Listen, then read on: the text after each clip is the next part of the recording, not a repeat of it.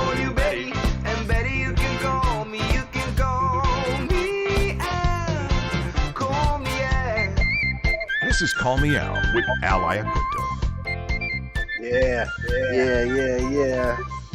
We'll call me Al with Al Iaquinta, Aaron Weinbaum, and you, the people, the listeners, the callers. What's up, Aaron? Not much, bud. We are ready to go. This is 15 weeks. It seems like we just started this thing. Crazy, man. Crazy. From day one with the phone. Now we're here. The Friday 1 a.m. in the UK challenge. Our guy all the way from the UK, just BBY.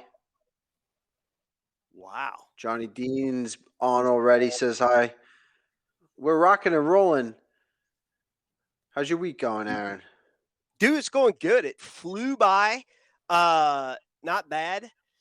I got to tell you, I rode the old mountain bike a couple of times, worked a little bit, played a little bit. It's going well. How about you? How was your week? How's training? Training's going good. Training is going good. I got my Compex. It's like one of those stim machines. Got it on my back right now. We're gonna, ease into this show today with a nice little Compex, and I'm hoping we're gonna have a guest on. Justin the Kid Montalvo. He said he's gonna try to comment right now. Okay, I will be looking for him. Now, he has one of the best nicknames, I think, in all of MMA. What is his nickname? The Body Snatcher.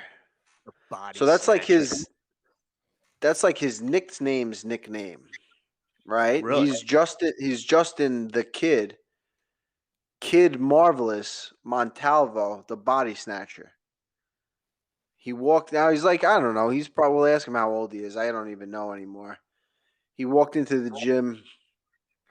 He was like a little fat kid that would like never look you in the eyes. You know what I mean? Like you talk to him and he like answers the question like looking like this. That's one thing I remember about him. He came in with Bam Bam. Bam Bam's an OG of the Serra Longo team. And he came in like a pudgy kid, kind of like looking down, not making eye contact, and now he's 3-0 with 3 knockouts. 2 by body shot, 1 by it was a knockout, left hook, I think it was, to the head, followed it up on the ground. And I'm hoping he can come on because I love to talk to him. He is a unique character. We got to ask him about his pre-fight craziness. He's always crazy, like in the locker room leading up to the fight. The first time I was like, what the hell is going on? Second time I kind of knew what was going to happen, and it did. And then this time he just turned it up another level. So we'll talk more about it. That's a little preview. Wow. But I was going to say, everyone always talks about the UFC fighters in your gym, but you have a ton of up-and-comers. Like, you guys are busy every weekend. And tomorrow night, I'm going to train at Serra's, the 9:30 class, bunch of savages. Hop in the car. Nice little ride to Atlantic City, New Jersey. Stylebender is back. He's back in talking shit in old fashion. But we got a bunch of guys fighting in Atlantic City. 6 fighters from our gym are fighting down there. You think I can remember them all? I have great confidence that you can. We got Damian's fighting. We got Dennis the Great Bazooka, Dylan the Quiet Man Montello, James the Alley Cat, Gonzalez. Who the hell else is fighting? What did I get? How many did I get? I think that's 5? 4. I thought Four? maybe it was It's 5. only 4? I think so. Jesus Christ. It's all right. You got a lot going on. Yeah, now it's like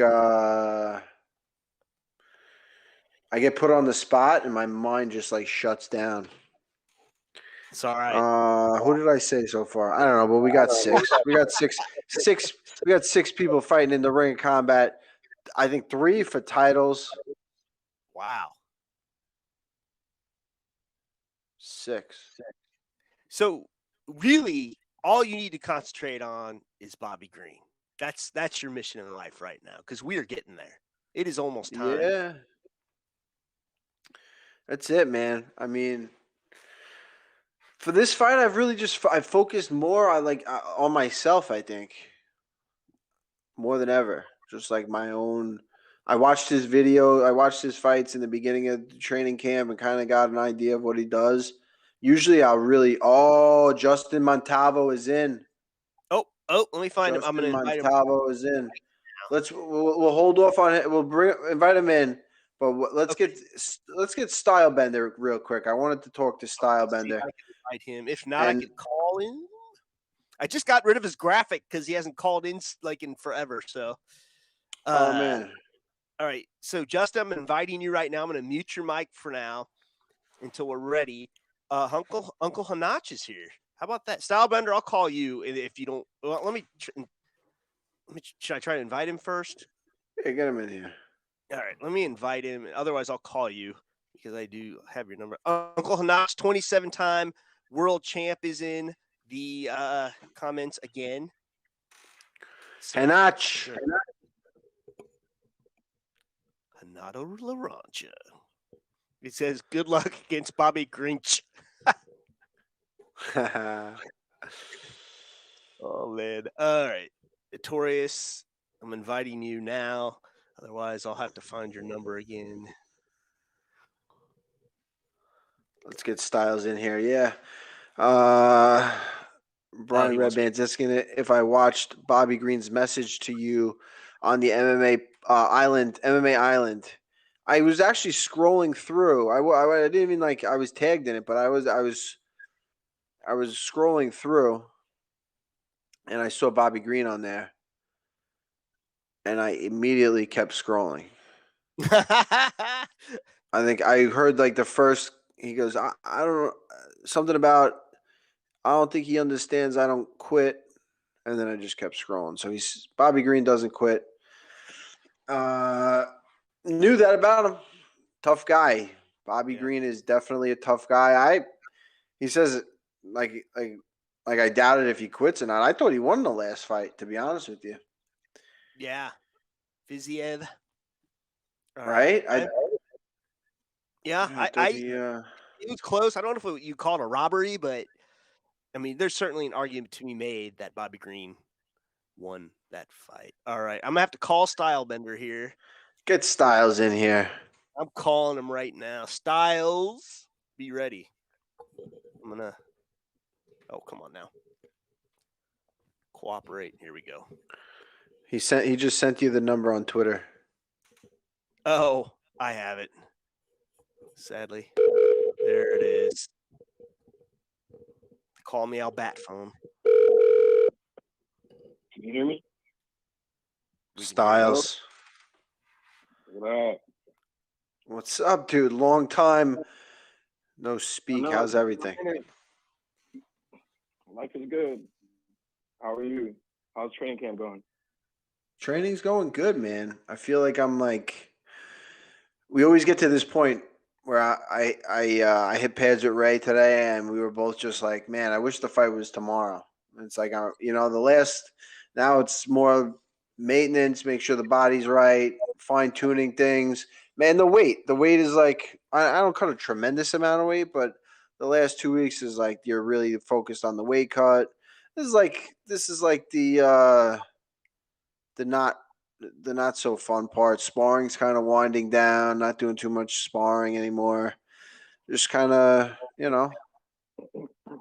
When you're this close to the fight, does the anticipation ever get overwhelming? I don't. Yeah, not about overwhelming. I mean, it's like a weird emotion. You're kind of like excited, but you're not because you're like fighting somebody, and it'll be exciting when I win. But if there's always the chance that something goes wrong, and so it's kind of it's like its own emotion. It's not. You're not excited. You're not scared. You're not. You're just like super focused and sort of excited, sort of fearing failure. I just don't, I want to just make everyone. So many people have been helping me and believe in me. I got so many people coming to the fight. I just want to really do the right thing, or just like make everybody proud. You know what I mean? Yeah, for sure. 2 weeks out, right? Yeah, it's Saturday. It'll be 2 weeks. Wow. That's crazy. That came up fast.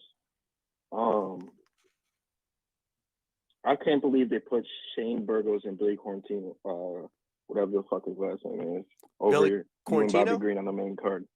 Yeah. Oh, they put those guys on the main card, huh? Yeah, they're Marlon and Frankie opened it up, but I thought you and Bobby Green should have opened it up. That would have been a perfect opener. And then after that, it's Shane and Billy, and then Gagey, and then the 2 title fights. Whatever. Wherever. I fight earlier. What am I on, ESPN? Is it on regular ESPN? I think so. I think the prelims Yeah, are regular ESPN. ESPN. Oh, yeah, that's way better. I'd rather be on ESPN. Fuck it. Am I the last one? ESPN News. ESPN News. It says. ESPN News. You're the Still good. second to last one. I don't know. All That's right. what it says in Google. It says watch on ESPN News. Someone will miss. But yeah, if you have an ESPN Plus account, you just watch it on there. All right, whatever it is. The main event for the prelims is Alex Pereira, the guy that they're hyping up because he beat Izzy. He has 3 fights in MMA. Oh, yeah. His debut. It's gonna be hilarious. He's fighting who in his debut? Entourage Michaelidius? I don't know how to pronounce that. He's got 17 fights. 2 fights in the UFC. Styles doing his What do you think about the Jan Sandhagen fight? That's next weekend. Oh, man. Sandhagen, not too much time to really prepare. But Yeah, and I feel like Jan's been in camp for a while. yeah, right. But he's got to switch up the opponent, switch up a couple of things. I'm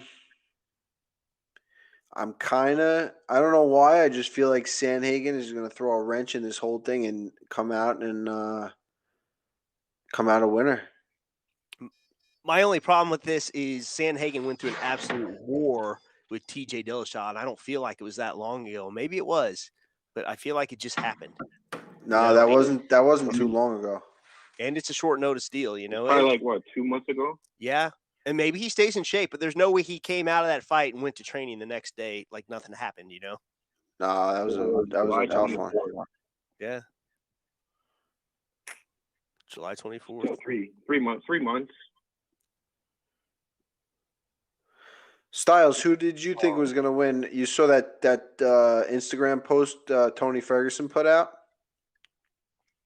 Yeah, Tony Ferguson versus Conor. A lot of fans been talking about that. That's kind of the fight they want to make. That or the trilogy with Nate. But yeah, I think Conor KOs him in second round, maybe first. Tony just gets hit too much, and he's old now, and he's taking a couple beatings. Why did you think I was going to? A big payday. What'd you say?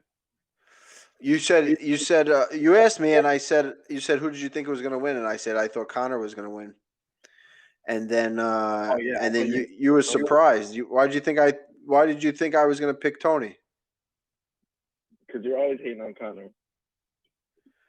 I'm not hating on Conor. I don't hate on Conor. I hate on. Oh, yes, you do.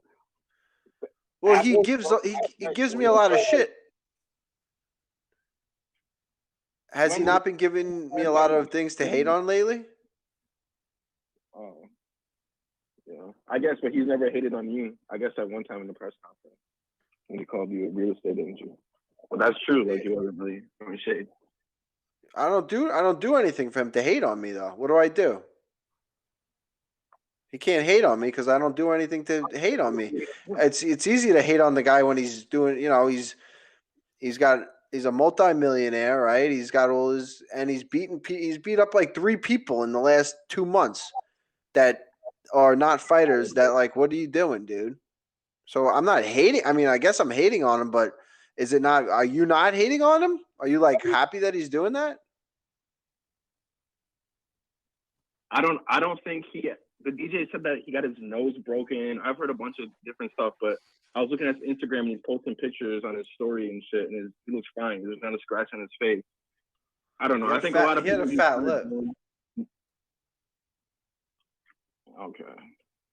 But They were asking you're not. and nobody's got a video. Yeah, but you're not hearing this stuff about like LeBron James ever. You know what I mean? Well, he's not a fighter. He's not fucking crazy. I mean, maybe he is crazy. You gotta be crazy to get to a level like that. You gotta be crazy. Yeah. And the guy's freaking 8 feet tall, all the money in the world. If he wants to go crazy, he can go crazy and do whatever the hell he wants. But you're not seeing it out of him because he's, no one's hating on him for that. They might hate on him from other reasons. Because I just don't get why people hate. Because why don't you just be grateful that you're a witness to this? Because he's not going to be fighting for much longer. And the fact that he's even still fighting when he's damn near a billionaire, that's crazy. Not many people do that. Like him. Well, no, I don't think anybody's hating on that. I don't think anyone's hating on that. I think people, if anything, they're disappointed that he's not fighting more, that he doesn't have his shit together, that he's he just broke his fucking leg. He just broke his tibia and fibula. What do you want him to do? Well, that's not stopping him from fighting people in the street. You know what I mean? Oh, what do you? Oh, you break your legs so you fight people in the street? It's not going to help you heal. Yeah, I think that's what people are hating on. It's the fact that, look, I was inspired by him on his come up. I think everyone was. If you were anybody listening to that guy, listening to him, on the way up at 145, talking the way he was talking, very inspirational. Going up to 155, talking about very inspirational. Then something happened, and I think it was the period where that whole Khabib thing happened. He kind of just took a turn for the worst, got arrested for the bus thing, and I think it was the Mayweather fight. It was even before the Khabib fight. Yeah, I think it could have definitely been the Mayweather fight that puts. I remember watching an interview with Kavanaugh, and he was saying for the Khabib fight, Conor would come into the gym and like just randomly at random times, and as soon as he knocked someone out in the gym, he would just leave and he'd be off. Nobody would hear from him or see from him. Huh. I was gonna say though, back to the bantamweight division in the interim title. So TJ's got to sit out for what until the end of next year now, because the winner of the interim's got to fight Aljo to unify the belts, and that's probably gonna happen like March. I don't think April? TJ is even healthy enough to fight for a while. Yeah, he's going to be out for a while. He tore everything in his knee. So yeah, I think it's going to be up in the air what happens. I think it's going to depend what happens in this fight. Depends when Aljo's ready. Depends when TJ's ready. Who knows what could happen in this fight? These guys could be ready to go right away. who knows? And TJ, he's saying he wants to fight for the title next. So there's gonna be like 3 people after this fight. It'll be like 3 people in the mix, and we'll see what happens. It's gonna be Why did they schedule the fight for November 6th if Aljo wasn't even cleared yet? Why didn't they just wait a couple weeks? October 30th. Like they could have done that on the December card. Yeah, the UFC they pushed it really hard. They wanted that fight. They need title fights. They needed a certain amount of title fights for ESPN, and they wanted it to be on that card. And he tried to make it happen, but it was just way too much, way too soon. He was really like just getting back into training, and he was 4 or 5 weeks out of a 5-round title fight where he has got to make some adjustments since the last fight, So, yeah, I think he made the right move. He tried his best, but and I witnessed the whole thing firsthand. It was just he wasn't himself, and it would have been unfair for everybody if he would have stayed on that card and fought just a few months after a pretty intense surgery. Yeah. He definitely wants Sandhagen to win. I mean, I don't think he likes Peter Yan. I think he would rather, I think just because he really doesn't like him. He doesn't as a person. You know what I mean? I'm sure he would like to get that win back. But I think he really does think that Sandhagen's going to take this one. And I'm kind of with him. I got Yan. I don't see it. It's gonna be a good stylistic matchup though. Right? It's interesting. It's gonna be really interesting. But I just want Yan to win because I want that rematch. The rematch has got to happen between Aljo and Yan. It's got to. Yeah, I'm with you. That fight has to happen again. Aljo just choked Cory. I don't even think Cory deserves this interim shot. They should have given it to Rob Font, in my opinion. I don't know about that. I mean, you could make a case that Sandhagen won that TJ fight. I mean, he hurt him a bunch. Garbrandt for 5 rounds. Yeah, I guess, but I don't know. Aljo just choked out Sandhagen in 1 round. Sandhagen's gotten a lot better since then. I think that was that time when Aljo got knocked out, it was like that ignited Aljo, and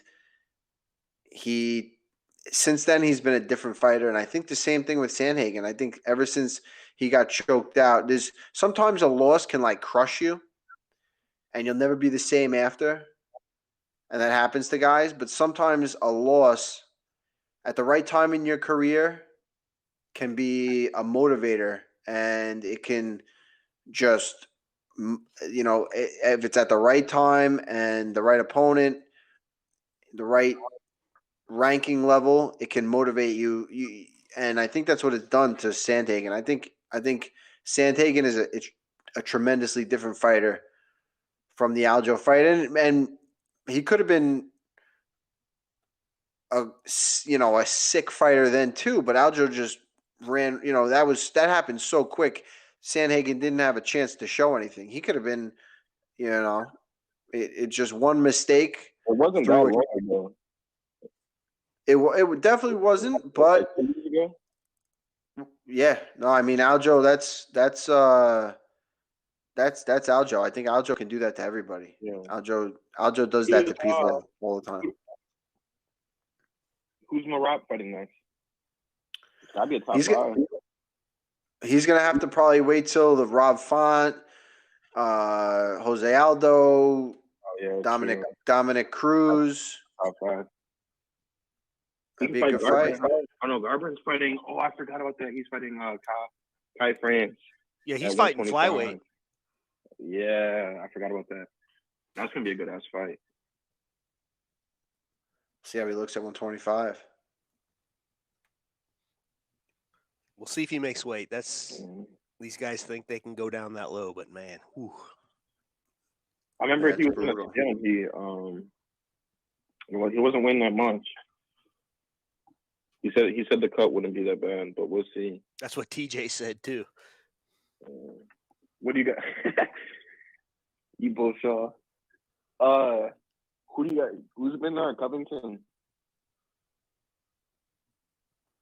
What was that? Usman or Covington? Oh, Usman or Covington, he's saying. Yeah. If I had to bet, I would go with Usman just because we've seen him since the last Colby fight. He's been getting better and better. Colby, I don't know. We haven't really seen it, so you don't know, but I'm sure he has been, right? What's that? What gym does he train at now? Colby, I don't know. He's got his own thing going, from what I understand. He's still in Florida, but it's not ATT. He's got like his own. I think he's got his own little Because camp. wasn't Mike Perry was there for a couple weeks, Oh God. and then I guess like it didn't work out.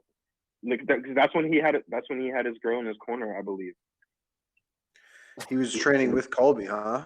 Yeah, I didn't know that. Like at one time, I don't Colby know. said, I don't know if he trained with Kobe, but he was training with those coaches.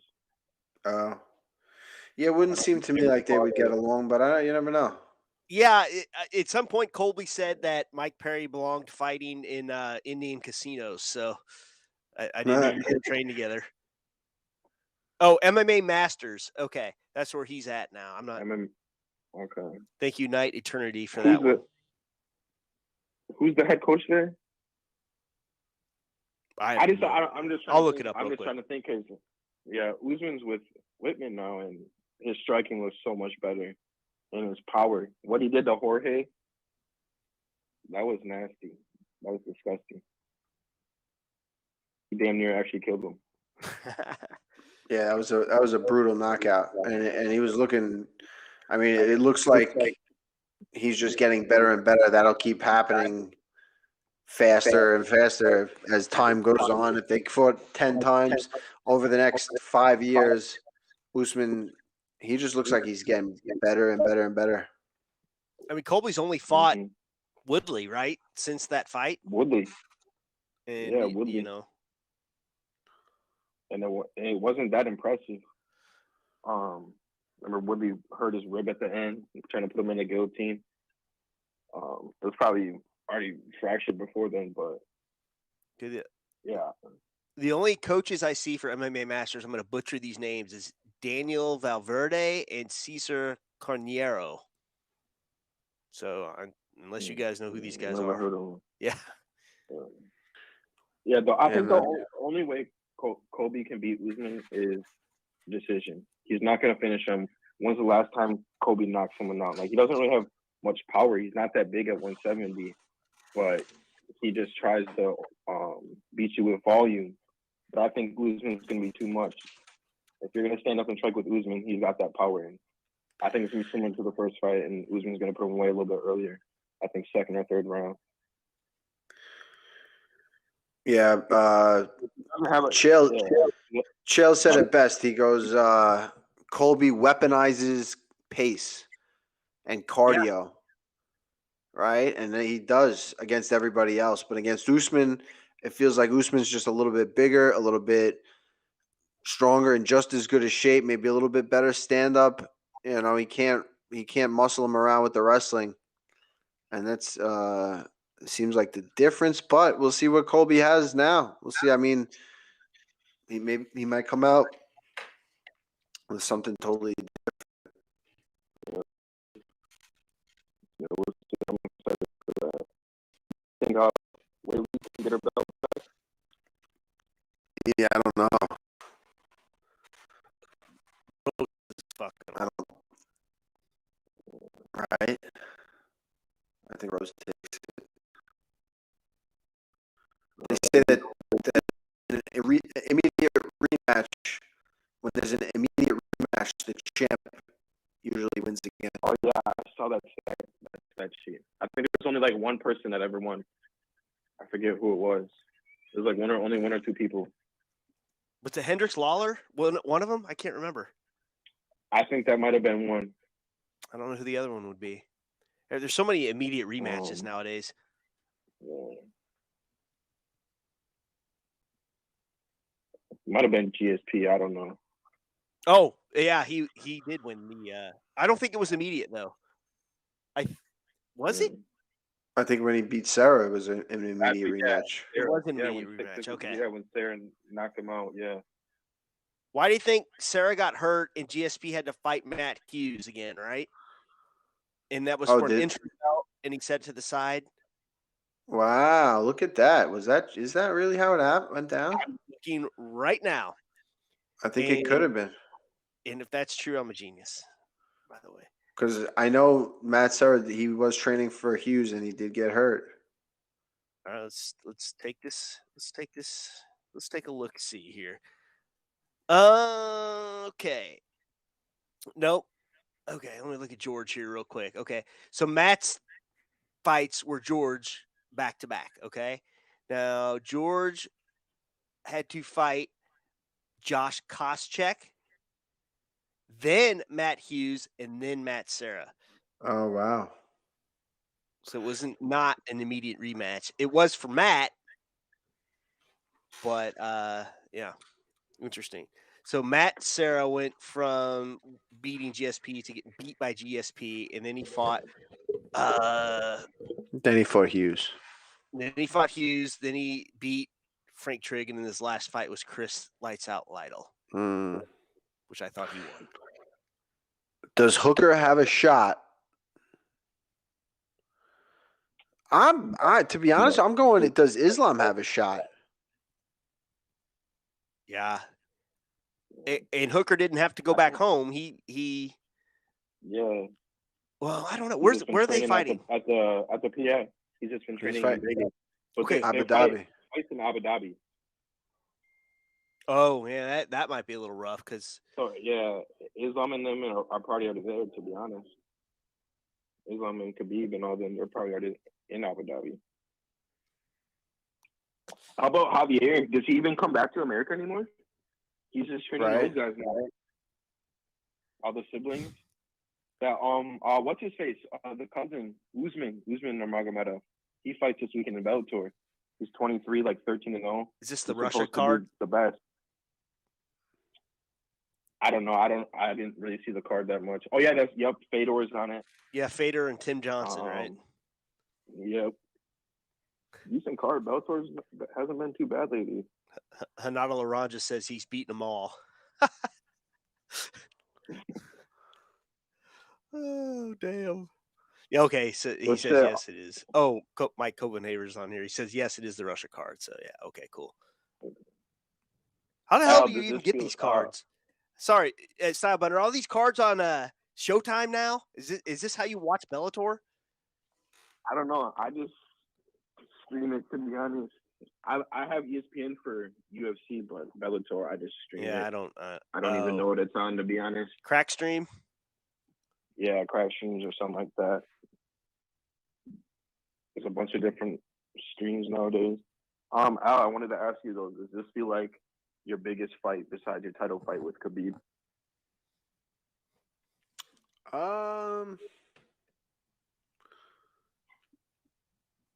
Not yet. I don't know. I feel like for this one, I'm not like I'm not like a main event or a co-main event. Kevin Lee felt like a big, because there was like a lot of, and I kind of like it better this way. You know what I mean? No one's bothering me. They're not in my house filming me all the time. I'm gonna get. Look, the goal is to get back to that, but right now, you know what I mean. This is like a nice change of pace to really just be able to focus on myself, not have to worry about when of these guys are coming filming, what I got to organize for a workout so that they can film something that looks good. And you always, it's like So I guess that's the difference. I think it does feel like a big fight because it's in New York, and a lot of my friends are coming. Everybody's, asking me questions and everything like that. So Speaking of Kevin Lee, did you see he popped for Adderall, I guess, with USADA? Does anyone even care? I mean, is it that much of an advantage? I'm Yeah. asking. I don't He's know. prescribed. He was prescribed too. Yeah. I didn't get that. yeah, he said it was for his anxiety. He gets anxiety and something. I mean, I don't know. I think he brings on it himself. I don't know if Adderall. I don't know enough about Adderall to say if it's an advantage or not if you're taking it. I guess. I mean, I would say you can't take it like 24 hours before the fight. I don't know.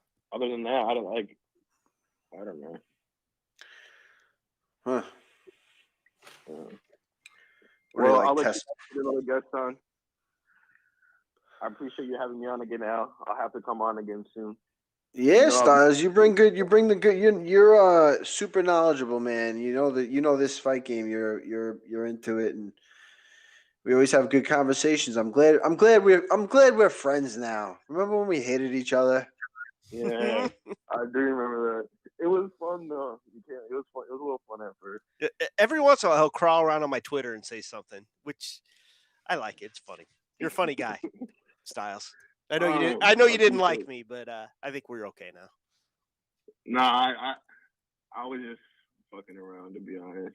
Just giving you shit, trolling you. I would never troll Cool anyone guy. on Twitter. I like both of you guys. I almost wrecked that hotel in Georgia when you freaking talking all your nonsense while I was freaking hammered in Georgia. With that hat and the Georgia wine. Oh man, that was a classic. That's when what's his face got on for the first time. Ben Dover. Oh yeah, remember that guy? Disappeared. Yeah, he disappeared. I scared him away. Yeah. I seen him lurking on Twitter a couple times. He liked one of my tweets or something. Wow, look at that. I got scared. Yeah, he didn't want to fight. Yeah. See the Call Me Out podcast bringing everybody together. It's a show. The show. Oh, what the fuck? God dang, Al. Al, do you still get haters that come on here? You know what? I went back to not talking to the haters because I feel like I need some positive energy. The negative energy, dude, that negative energy from people. If I look, go through my Instagram, like there's like the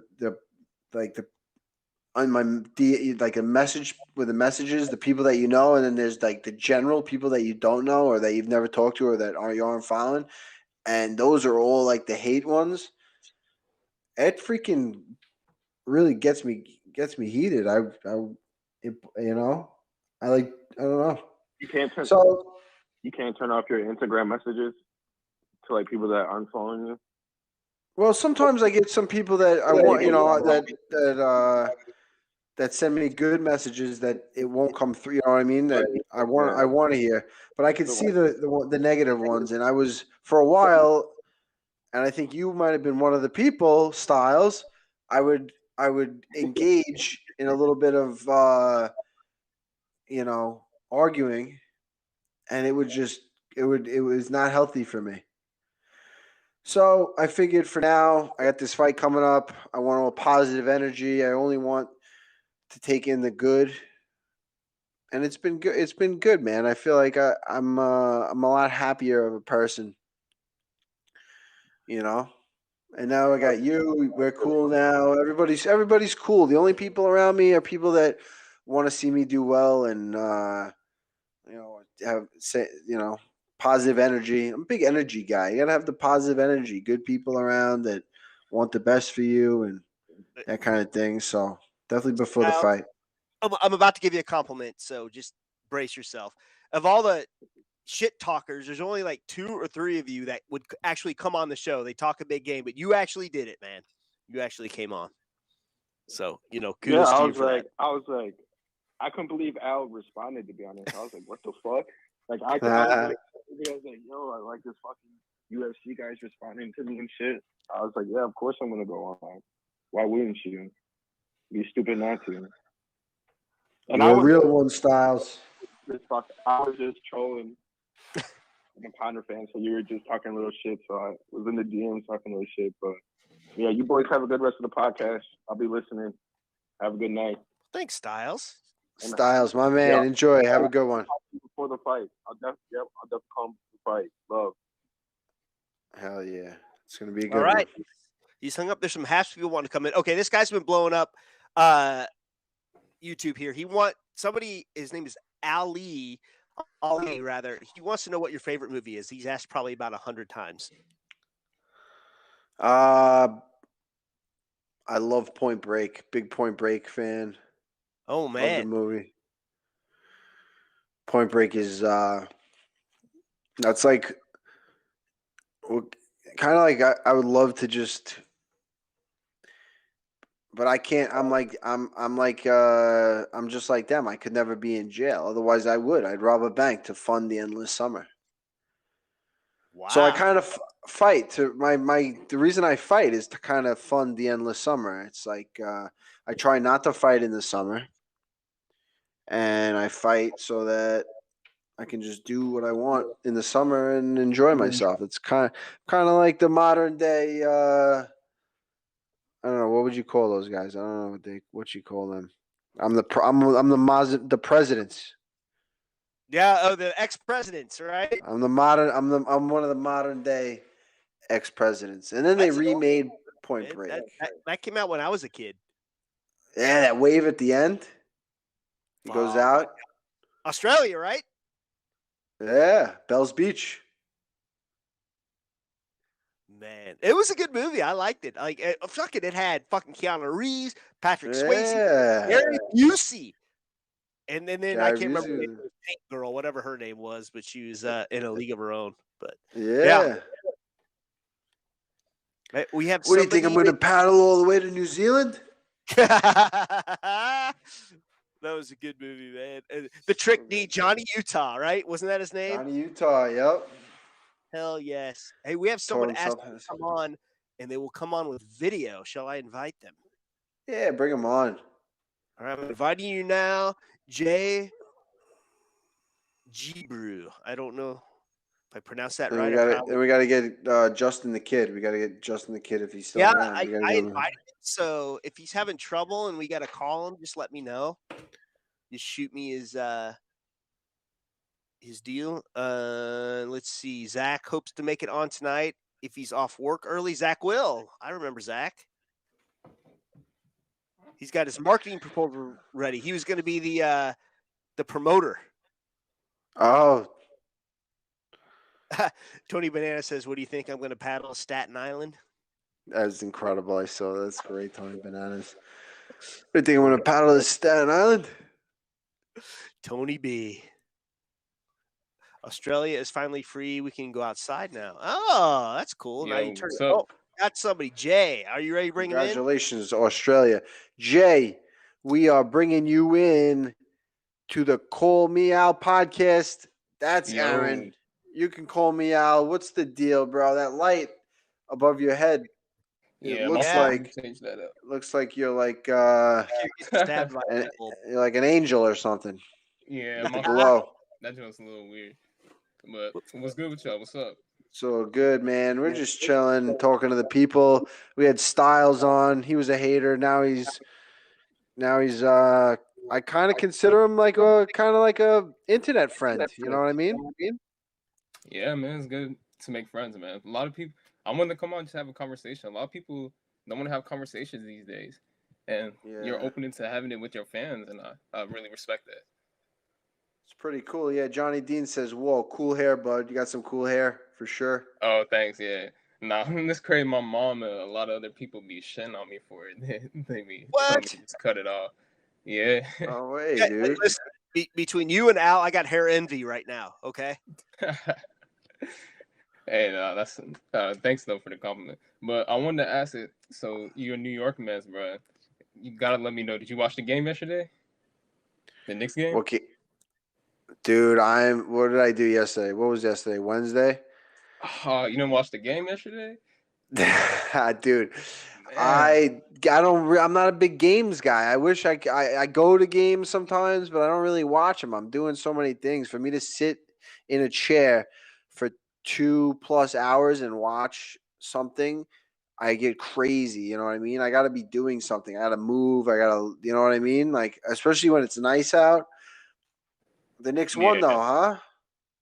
Man, nah, you you didn't see the game. It was crazy. It went to double. Oh, they were down by, I believe, by almost 20. They came back. They were No up by way. like 10 to Boston, and then the Jaylen Brown was hitting the craziest threes, and then he hit like almost a half court shot to tie the game to go into overtime, and then they went into double overtime, and then I don't know if you know Evan Fournier, but he's the new pickup they got. He's a French dude, and he was just raining threes, and then they won, I believe, by like 6 points at the end, and it was just Madison Square Garden was going crazy. Oh hell yeah, they must have been. I'm sure when were they down by 20? I believe like going into third quarter, and There's then probably people leaving. there could be, yeah, nah, but People are I think probably they like, fuck believe this, them. I'm out of here. Yeah, huh? Yeah, nah, Knicks fans, yeah, they're definitely like that, but man, it was a really good game. I'm surprised you didn't watch it. No, I mean I don't. You know what? You might have got me into it though. You might. I see. I'm the kind Uh, of. I'm like all in or not. If I start watching something, I'm gonna be. I'm gonna watch every game. You know what I mean? Like the hockey when the Islanders are in the playoffs, I get into it. Yeah, no, like for the past like I believe like 6, 7 years, the Knicks have been straight trash, and now Yeah. they're turning it around. I think Madison Square Garden is about to be the new, like all the stars I think are about to start signing there in the next couple of years if they become this good. So That's what New York might that's be what we back like up. to see. New York needs something because we've been hurting. We've Yeah. been hurting. Where are you from? Are you from New York? No, I'm actually not from New York, but I am from the East Side. I'm from the DMV. I live in a small town in like Northern Virginia, like close to DC. It's called Okay. Annandale. Yeah, but Nice. yeah, I live on the East Side though too. Are you a Knicks fan or are you just Yeah, you were just I oh nice. I mean Why the Knicks? well the reason why I like the Knicks is because like they were like the first like NBA team I ever watched. But I'm a big like sports fan in general. I like all types of sports. I'm a tennis fan too, and people don't really realize that. But Tennis. yeah, I actually like tennis. I like Tennis watching it. incredible sport to play. Do you play it or you just watch Uh, it? I tried to, but I it's crazy, but I fucked up my back. Like when I like my senior year of high school, like I played basketball and I did track, but I tore 2 discs in my spine, and like I couldn't like for like a good like 2 years I was like decommissioned. I had to go to like therapy and like rehabilitation and a bunch of other stuff. I couldn't like walk that well. Fuck. Are you Yeah. feeling good? You're feeling good now. Yeah, I'm a little better now. I still like have some like a little bit of sciatica issues. Like sometimes I get like some nerve pain in my leg a little bit, but I still go to like the doctor like every like 3 months, and they like check me out in case and see if I need to go back to therapy or not. But yeah, I'm getting better though. What about have you swimming? How are you at swimming? Oh yeah, no, I swim a lot. Yeah, it's actually really good for my back. That's what my doctor. Yeah, Yeah, just nice. I'm like taking a couple laps, like just back and forth, do that. Yeah, it's actually really good. Nice. So also I wanted so one the that other man that came on here brought up Bellator, and I wanted to talk to you about Bellator real quick. Um, I might be botching his name, but Scott Croker, I believe is his name, the president of Bellator. But he made a really good point, and he was saying like the top 5 lightweights in Bellator are probably better than the top 5 in the UFC, and I think I kind of have to agree with them. If you know who they are, have you been keeping up with them? Patricio Pitbull, right? No. He's talking about light heavyweight. Oh, yeah, Light light, heavyweight. light heavyweight. So you're talking about like Ryan Bader and oh god, Ryan Bader, Vadim Brown. Nemkov is a beast. That man's is. I think he could really challenge Yan if he came to the UFC. And they got Corey Anderson, who was there, Phil Davis, Anthony Johnson. Yeah, they were all UFC people, but they're putting on a big show right now in Bellator with that $1 million tournament. I think his name is not Coker, right? Right, Al? Not Yeah, I Coker. botched his name. I forgot. No, it's I- not. I'm messing with you. yeah, but what do you? Nemkov, maybe. We'll see how he does here in this next one. But I don't know. I can't agree with that. I got to think that if you put the top UFC light heavyweights against the top Bellator light heavyweights, it might be a couple, but I think for the most part, the UFC has there's a reason why those guys left the UFC. If they Yeah, that's and the other thing is I think John Jones just the reason that anybody's talking about anybody at light heavyweight is because John Jones is out of the mix. yeah. And I'm also seeing in the chat too. Yeah, I didn't. Vadim Nemkov actually lost to Yuri Prohashka, like I think, like a couple fights ago. Yeah, so he lost. They brought up a good point there That too. guy's a stud. But I was watching like the tournament last week, and he just brought that up, and I was like, no, I kind of agreed with him at first, but I see where you're coming from too. Yeah, Also, it's good to think. You would like to think that they'd put up a fight, but you like the competition and everything between the UFC and Bellator, but I think I don't think that's I wouldn't agree. yeah. Another thing, well, continuing about, so another thing I wanted to bring up is I believe Stipe is getting so disrespected. Like I think like no one's like showing him any attention. Like no one like wants to know what's going on with him. I think like whatever fights he has on his contract, he should just get it over with. He should like move to Bellator, maybe one championship or something else. Because what's crazy is because I remember like when Stipe like made a tweet, I believe like a while back, the heavyweight champion of one championship called out Stipe and told him to come over to there and he would take him on. And that was like a couple months ago, and I'm thinking about it. I'm like, yeah, he should just do that because no one's even. Well, I don't know if the UFC offered him anything yet, but like no one's talking about him. Like I don't think anyone cares about him. I feel like he's getting disrespected. Yeah, I agree. I think that Stipe is one of those guys that just I feel like he always kind of clashed with the UFC, and I think he's a super marketable guy. Yeah, firefighter. It's just personality, a story. I think if he goes to another organization, he can make even more money and to be a champion over there. In my opinion, whatever situation puts him in the best outcome, I think he should go with. I'm with you. I think that it could be a good move. He might get paid better somewhere else. So one little thing also notice I wanted to ask is, are you a little sick that well, I don't know, are you a boxing fan? Do you pay attention to boxing? Right? A little bit, yeah. Did you know that the Alvarez fight is on the same night as your card? I did see that. Yeah. Big fight.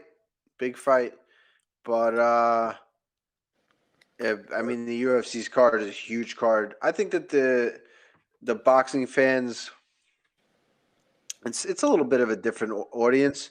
I think the people that watch the UFC will watch the UFC. The boxing fans will watch the boxing, and some people are going to watch both. I don't think it really takes one away from the other. Oh, you don't think so? Yeah, I don't know. Yeah, sure, that's a good point. I just thought like the UFC would never want to really book their cards on like a big night because I think a lot of people are going to be tuning into that fight. Well, I mean, I don't know. Both real events are amazing, really. So it's going to be a hard option if people are going to pay for one or the other. But. Yeah. I mean, it is what it is. I guess that's just how it. That's just how it ended up, and we'll see. We'll see what the numbers look like. It'll be interesting. Interesting. I'm seeing if anyone can even challenge Canelo or not. So what's up? What you been up to? You just been training all day? Really? Like that's just been your plan? That's it, man. I train 2 or 3 days a week. I drive to Staten Island. I train at the sports science lab. They got some crazy equipment, some state of the art training and trainers. Ray Longo, Matt Serra coming here, training with those guys a bunch. I just got done with a big pad session with Ray Longo. Swam this morning. I do this swim. I'm gonna get it up to 20 minutes. I got one more for 20 minutes. But today I did 15 minutes. I do one lap. Was at 50 yards. I do one lap every minute on the minute. So the first one I do in about 38 seconds. Second one in about 38. Then they start, getting slower and slower as I get tired a little bit. You know what I mean? Try to keep the pace the same, but the slower you go, the less rest you get. Yeah. So it kind of like compounds exponentially, and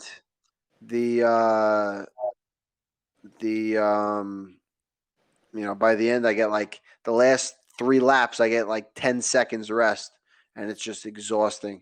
So I did that this morning. Then I hit pads with Ray Longo this afternoon. Had a good pad session. I'm gonna sleep well tonight. Put it that way. Yeah. Now, when you put in like a really big workout like that, and you're just tired, do you like Well, this is something I do. Like before I got injured, like I would when I would work out like that, I would just bathe in like really hot water, and then just try to get my muscles really loose and everything, and then I would stretch from there and then go to sleep. That was my favorite way to sleep after I'm with you. But I'm yeah, with you 100%. Seems like you're putting in the work, man. I'm rooting for you. Hope you. I appreciate it, Jay. I appreciate it, man. Well, it looks like people want this guy Fake Al to come on. I'm seeing him in the chat. I don't want to hold up the call any longer, but it's good talking to you and Aaron, man. This guy's not coming on, but Jay, I appreciate it, man. It was no problem, good. Man. I'm glad that you came on. Yeah, man. Hope to come on another time, man. All right. Absolutely. Stay tuned. Keep calling in. Yeah, you too, Thanks, man. Jay. Yeah, take care, man. All right. All right. So Toby just asked you a question. Justin the Kid Montalvo is in. We've invited him in. How does he come on? How does he? I mean, I don't know. This guy, Justin the Kid. It goes into his notifications, or he can, where it says I invited him, and just click on there. He's like, "Yo, Yeah, Kid, you got invited in. Just freaking. What are you kidding me, Kid? And then Tom Bolger is trying to call. You want to take Tom's call while we're waiting Hold for on, Justin? we gotta get Tom. Let's get Tom in here. Kid, figure it out, my guy. Come on. Pretend it's a body shot you have to land. You got to just figure it out. Oh, but before we bring Tom on, Tony B had a good question. He wants it's a fitness, probably more like a training question. Is what do you do to mentally get through strenuous cardio or strenuous workouts or strenuous sessions? You just gotta go. You gotta. I don't know. It's not even like. That's wow. All right. What do I do to get through strenuous sessions? I think.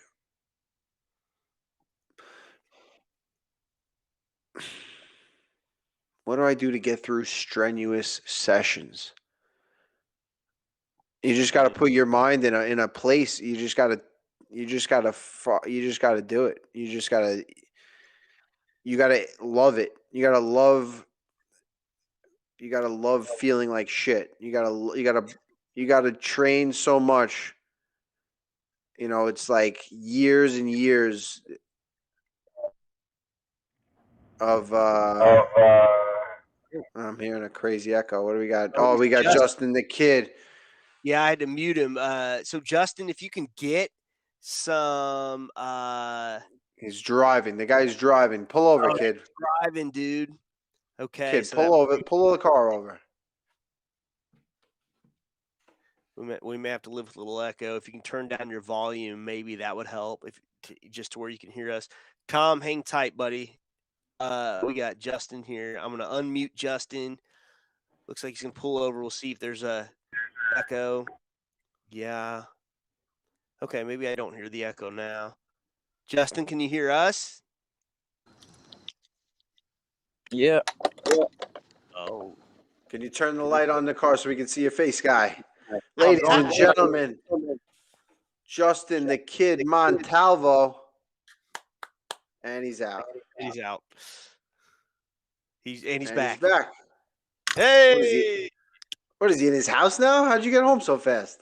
I just got home when you called me. Wait, what the heck? Wasn't he just in his car? Yeah, I just Did you just like roll out the outside door? Al invited me on a show. I'm in a show right now. What do we got? My family here too. Mira. Hey!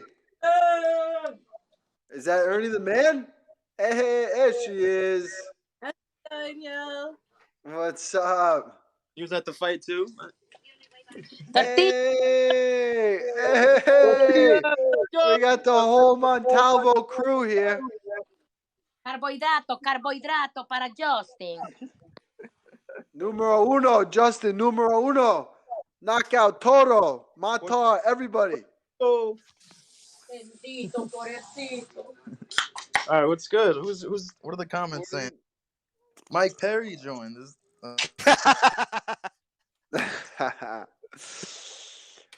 Kid.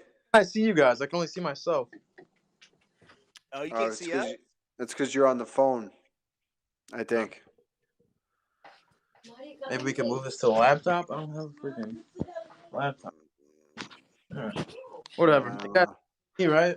Can we get you in studio? Let's see. Where are we gonna go? We gotta go somewhere nice. You got Kid. You're about to do like some big interviews. You know what I mean? Now coming up, you're 3-0, big knockouts. This is not how you can't do this. What if I was Ariel Helwani and Ariel was like, Kid, we got a big show. You're gonna come like this? There we go. Make it nice. Come on, make it nice. Where's your spot? You gotta have an interview spot. All right. What am I Where's your wrong? interview? He's got to get to 10th planet. He says, "Get to 10th planet, kid." Where's your interview spot? We got to make a nice interview spot. We're making progress here. Justin the Kid, 3-0. 3-0, 3 knockouts as a professional. Yes. All right. There we go. Nice. Look at that. What do you got? A little black eye there still? Yeah, I got my stitches in still. Got my black eye. So what did he hit you with? I remember just looking. You guys did something. I didn't really see him land any big punches though. Did he hit you? Did you ever figure out what cut you? Yeah, he caught me with a headbutt, and he poked my eye pretty good. Yeah, I remember you were blinking on the right eye.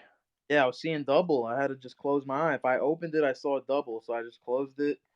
It came back to me, and then I opened it. Oh my god. Yeah, we were looking at a Kid. We got a video. We're gonna play it so the people can see. Nice. We got. I think I'll we grab just it. got. Here we go. Got it. Look at that. Boom. Body shot.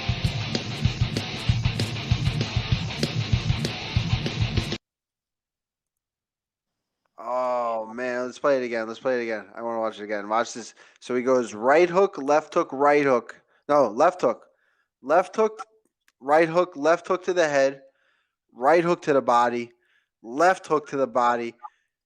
It doesn't get more textbook than that. Look at this guy. Look at him. He's getting crazy. This is what he was. Look at him. All right, relax, Kid. Relax. Come on. Look at that. I don't see the other one. We had another one. Let me look. Let me make sure it's in there. I don't see it. The Body Snatcher 1. We only have Body Snatcher 2. We had a different angle, Kid. We wanted to get all the angles. Where the hell did it go? Let me try to upload it again. It didn't. I don't know. For But some reason. So talk amongst Man. yourselves. I'll try to get this video in here. do you see that body work, people? The people of the world. Fin 7 Gan, nasty body work. That's the spirit. So, kid, what were you Yeah. thinking? What was behind that combo? How did you know that was the combo to throw? Because it was perfectly timed. The guy was getting a little tired. It looked like you were starting to pull away, and then that combo just came out and just leveled him to the body. Yeah, I was just trying to find out how to land them. You know, I didn't want to rush it, so I was taking my time. Just trying to get his hands to come up, so I was hitting him in the head, and I just went high, low, and that was it. Yeah. When you landed that left hook to the liver, did you know that put him out? Did you knew it looks like you kind of like bounced back for a second and you were like, that's it. Yeah, I freaking landed it. I know I could hurt people with that punch with 16-ounce gloves. So imagine 4. So 4 ounces Incredible. works great. Let's talk about the pre-fight. What happened? Let's talk about your warm up. What was going through your head? Because I mentioned this before you got on. I don't know if you heard me. I was talking about. I said the first fight, you kind of got a little crazy. You were yelling in the back at your opponent. It was in the ring combat downstairs, and you were yelling, "Let's go, Doug!" You were getting kind of crazy, and I was like, "Oh man, I've never seen Justin the Kid do like this." And I didn't know whether it was going to be a good thing or there was going to be a bad thing. I was like, man, he could be getting crazy out of his mind where this is a bad thing. And he goes out there and just, you know what I mean? But you went out there and you knocked the guy out first round. Beautiful knockout. Second fight, I was prepared for it. The second fight, I was prepared. And the same kind of thing happened. Let's fucking go. Yelling, sick of this. Hell, you didn't do that this time. The last time you go, I'm sick of this shit. Everyone's looking around like, what the hell is this guy sick of? He's sick of what? Then you go out there and I was like, oh, this is what the kid has to do to get himself up for the fight. And then this fight was a little different. What was different about this one? What do you think was different? I want to hear your side first, and then I'll give my side. I think that you just trained so hard, and you've been training so hard, and you put, you kind of took it up a notch. You took it up a notch. You've been training for a long time. You know, you just built your 2 knockouts. You wanted that third one. You want to keep going. You put a lot of pressure on yourself, and I think you might have got yourself a little worked up, maybe. Yeah, I mean, it's all different. Every moment in life is different. So, I didn't know people could ruin. They didn't ruin it, but how I want to respond to you, how I want at that moment is different. You know what I mean? Because when I'm just normal me, I'm just talking, I'm cool with everybody. But when it's time to fight, I bring this thing out of me. So I need everyone around me to just love me and support me and know that I'm not a fucking psychopath. I just really want this. So, you know, just certain people kind of fucked with me a little bit, but it was good. I use all energy I use is good. If it's bad energy, it's still good because I'm going to turn it around and make it positive for me. So, someone has a negative attitude towards it, I feel to you guys it might not look negative, but to me in my heart it feels negative, and I feel things, and then I just react off of them. So with certain energy I got, I just reacted off of it. I was just like, you know what I mean? It was more just just let it go at you. However I was feeling, I was gonna tell you straight up honestly. I'm not gonna be a nice guy and not tell you, because before I go into that moment, I'm someone else. I don't even know who I am. So, Now, Aaron, this is before, minutes before he walks out. This is minutes before he walks out. So, kid, you were doing cartwheels, right? Yeah, that's what I did my first fight when it all started. I felt good with the cartwheels, so I was like, I'm gonna bring those back. Bring in So the so he's going. He goes. He does his screams. There's always a few screams. I fucking love this shit. I'm made for this. And there's other people in the locker room too. So there's people they're looking, and they're like, all right. He's like, all right. He's getting a little amped up, a little, but kind of, not totally crazy, but pretty crazy. Then he starts going, man, I'm a little more nervous than usual. I'm a little more nervous than usual. I gotta do cartwheels. I gotta do cartwheels. So he's doing cartwheels, and they're not kid. I gotta be honest with you. No, The don't- cartwheels, the No. cartwheels are on the not. show, please, no. They're not the best cartwheels. So everyone was kind of like, all right, he's just doing cartwheels, and it was a little weird energy. And then he goes, what? I gotta do fucking cartwheels to get ready. What the fuck?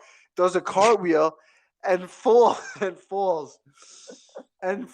back into a chair and knocks things over, and everybody's looking around. And poor one of the guys at the gym, kid, kind of yelled at, and just because he was kind of smiling, he was kind of laughing, but you fell, kid, you fell. I know.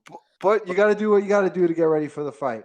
Oh, things are building up. I let things build up. I'm guilty of doing that. Like, I won't get mad at you right away and tell you what you're doing wrong.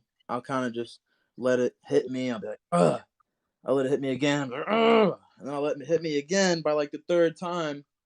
I'm like, oh, I'm going to just fucking tell you what I'm feeling, Yeah. And so I'm I the just same. told the person right away, and I screamed at him. And I felt bad after my fight right away because Al had told me, like, get your shit together. You're acting like a fucking moron. So I got my shit together. I'm sorry about all that. Because before my fights, Al knows already because, like he said, he's been there the first, second, third. He's seen me before this all ever started. So he understands me. Ray understands me. Aljo understands me. And I'm not saying the person didn't understand me, but it's like a whole journey that me, Al, and Aljo, we went on. We've been training for so long together. So they've seen the journey from the beginning. They've seen it all. So they understand me and they love me for me. You know what I mean? So even like, I don't know, I'm a sensitive guy too. I feel things, you know what I mean? I don't even know if I'm right half the time. I just say what I feel. It might sound like an idiot for it, but I'm just having fun, man. That's what I love to do, and I've been doing it with Aljo, my guys, for so long. Like I'm only 3-0 with 3 knockouts. They don't know all the past experience I have, how long I've been doing this, and how bad that I want it. So It's been a long road to get to where you're at. Talk about your amateur career. How do you think that's prepared you? I mean, you had a ton of fights, a lot of losses, but the losses you had were all aside from one, they were all fights that you probably could have won. Boxing, you had a bunch of boxing fights. They were boxing's a lot of political decisions and stuff. You went up against some tough amateur boxers, and a lot of the people in the crowd thought you won the fight. Just the decisions didn't go your way because it's a little political with the gyms and stuff, especially in New York. Yep. No, to be honest, there's just like a lot of learning. Like I started out, my mindset was everywhere. Like just starting out, I was just a kid. I was a chubby kid. I kind of got like bullied in school, so I kind of had like no confidence in myself. I was just doing it off the fact that I would get in shape. So I was doing it off of the fact of that, and just training with you guys and beasts. And then like I think you pulled me over to spar with you for like the first time ever. You were beating the shit out of me, but I was fucking learning and learning. And I'm like, yo, he's beating the shit out of me, but I gotta really take this in. Like I'm training with a fucking UFC fighter. Like, and that was at like 15 years old, 16 years old. You're beating the shit out of me. And then you took me to UFC with you. I've been to UFC a bunch of times with you. And the last time I went with you to Australia, I got to really, soak it all in. And that was a fucking awesome one. that Australia. That's where a lot of things came together. But yeah, just my mindset in the beginning, everywhere it was fucked up, and just it was take a lot for me to learn like where I wanted to be, like just finding myself. And eventually, like I just said, fuck this, bro. I'm like tired of losing. I don't want to lose anymore. I want to be a winner. And my dad supports me so much, and I wasn't taking that. I was taking that for granted. I was just, like he would always try to help me, but me, I was like an asshole.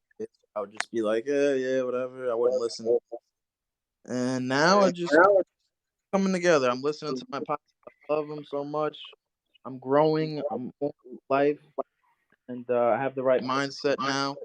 And yeah, we're gonna just keep going. Just see where it goes. If I keep getting these knockouts, and let's do it. I'm ready to just show what I got.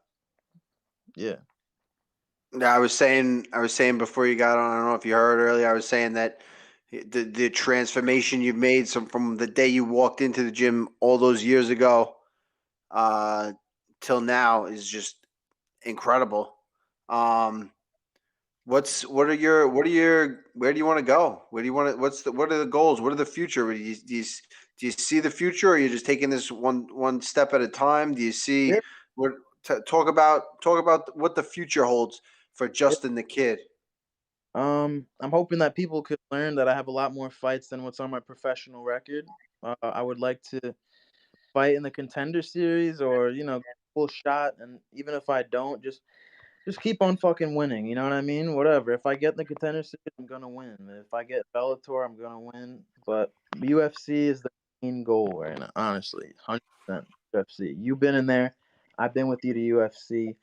So yeah, we're saying UFC contender series. Let's go. I'm fucking anyone up. Let's go. I'm saying that. Fuck it. I'm gonna I just happy. I gotta be entertaining. I'm trying to take over the world. So whatever. I'm still going. This is an endless journey. Whatever happens, I learn from it and I keep going. If God forbid anything happens I don't want to, I come back from it. I learn from it. I'm right back in the gym. All I do is train every single day, twice a day, as much as I can. I could probably wake up a little earlier, but I just wake up and I train all day, nonstop. I'm on the bag. Right now I can't spar, I can't roll because I got stitches. So I'm on the heavy bag. I'm working my power punches. I'm working punches I think I could use in another fight situation. I'm working my straight. I'm working everything. Boxing, wrestling, jiu-jitsu, whatever you want. I love it, kid. I I love it.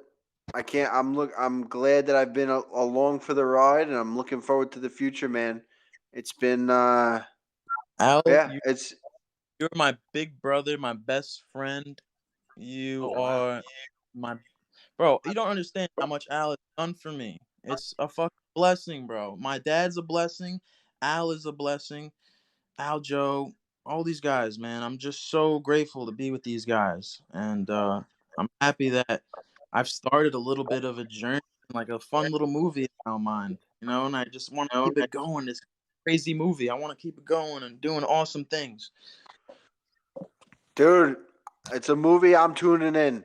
3-0, Yeah, three go. knockouts, professional UFC on the way.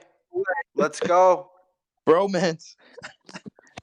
I saw that. Lightweight, lightweight, lightweight, lightweight prospect. I'm gonna say he's one of the top lightweight prospects on the East Coast, in the United States, and in the world. Work ethic, second to none is right.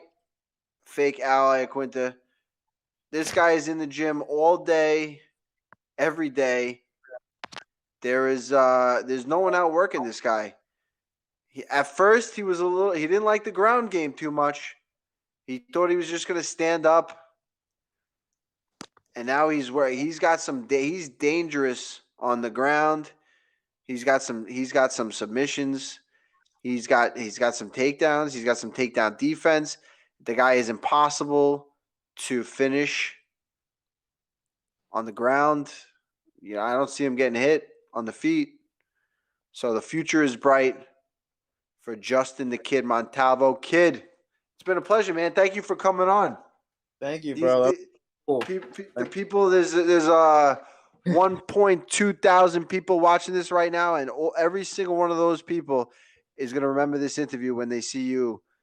That's awesome. Whether it's on the Contender Series in the UFC, the Ultimate Fighter, Bellator, whatever it is, on the highest level, they're gonna see you, and I know that you're gonna get there because there's no one outworking you, and you have the right mindset. It took you a while to get there.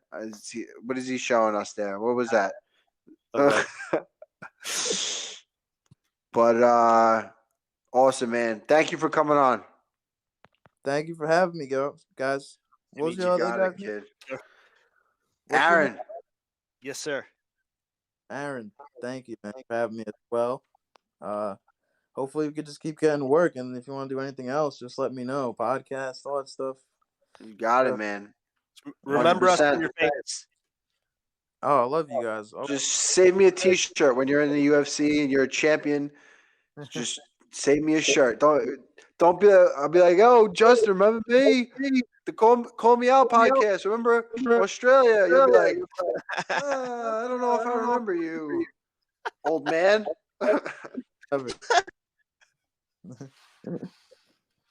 All right, kid. Have a good night. Thank you for coming on. Take care. Guys, later, boys. Peace. All right, I couldn't get that last video uploaded. Sorry. So some. That's all right. technical- We saw the first one. It was the same thing. Justin the Kid Montalvo, that guy.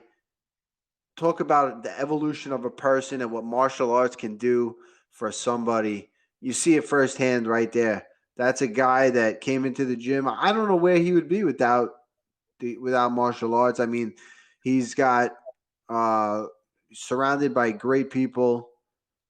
His family's got a great family. He's got great gym family. Ray Longo, Matt Serra.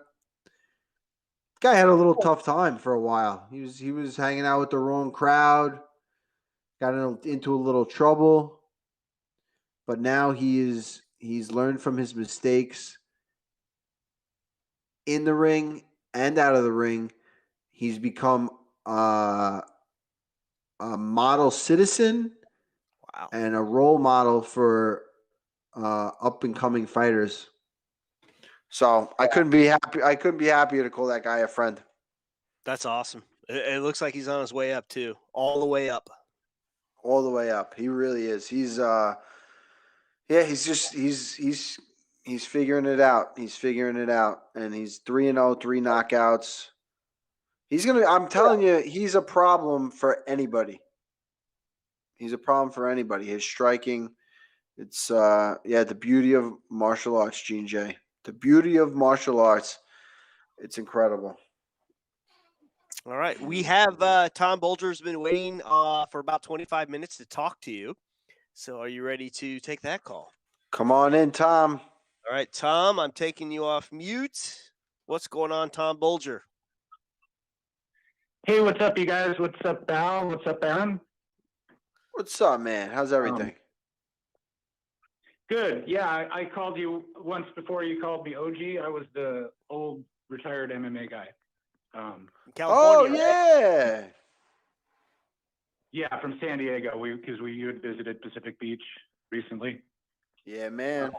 San Diego, love it. Yep. I had this, before I forget, I had this funny idea for Al that I wanted to share with you guys and get Al's opinion. After you get past your next opponent in Madison Square Garden, you get past this guy, they'll interview you. And I had an idea for a call out that I wanted to share with you. Is that cool? I love to hear it. I'm looking forward to this. Good, thank you. Because I sent a text, like I was trying to get through, but this was because I know you want to make money. I know that this is your first fight back after a layoff, so you probably don't care who you fight next. I don't know if you have anybody in mind, but I know that DC or Joe Rogan's going to be like asking you, hey, Al, it's great to have you back. Ask another question, and they're going to go like, Al, who do you want next? And this is what I thought you should say, because if you could generate this would be good for you. You could say, Conor McGregor, if you want to know what it feels like to get your ass kicked by a real estate agent, you know where to find me. Drop the mic, walk off. I like it. I like I it. don't know. If it's cliche to call out Conor all the time, you know, everybody does it. That's the money fight. But you guys are in the same weight division. You could, and he made that comment about you at one point. It was more a dig at Khabib. But, you know, I was like, fuck that guy, you know, like you'd probably kick his ass anyway and get paid $1 million for it. So I just thought that might be a fun way to spin it. And at the very least, I thought Conor would tweet about it, and that'd get your name, you know, whatever. Like it might draw attention to your podcast, draw attention to you. So do you think, does that sound funny? I don't know. I thought that's a good idea. We'll see. We'll see what happens. Imagine I win the fight and I do that. It would be something. Hey Tom, forget Red Penny night. This is going to be Red House night. Yeah, and Red House. This is gonna be Red Mansion night. Yes. Let's go. Let's go.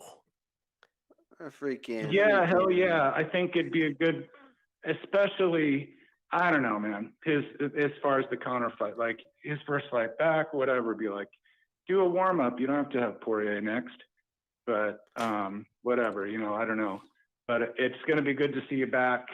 And you know, the UFC, the commentators, I think they'll all be stoked to have you back at the UFC.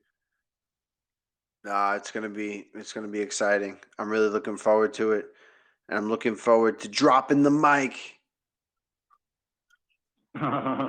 Especially in your hometown there, you know, or I don't know how close Madison Square Garden is to Long Island. I guess that's on Manhattan. Yeah, it's like a 45 minute train ride. I might just run home. You know what I mean? We did it. That's it. I'm out. Yeah, we'll see. We'll see what happens. I'm just worried about. I'm focused on the fight. Obviously, I'll have to think over the next couple of weeks. But I appreciate the I appreciate it. We're gonna have to put some thought into it. I like it. I like it a lot. Thank you.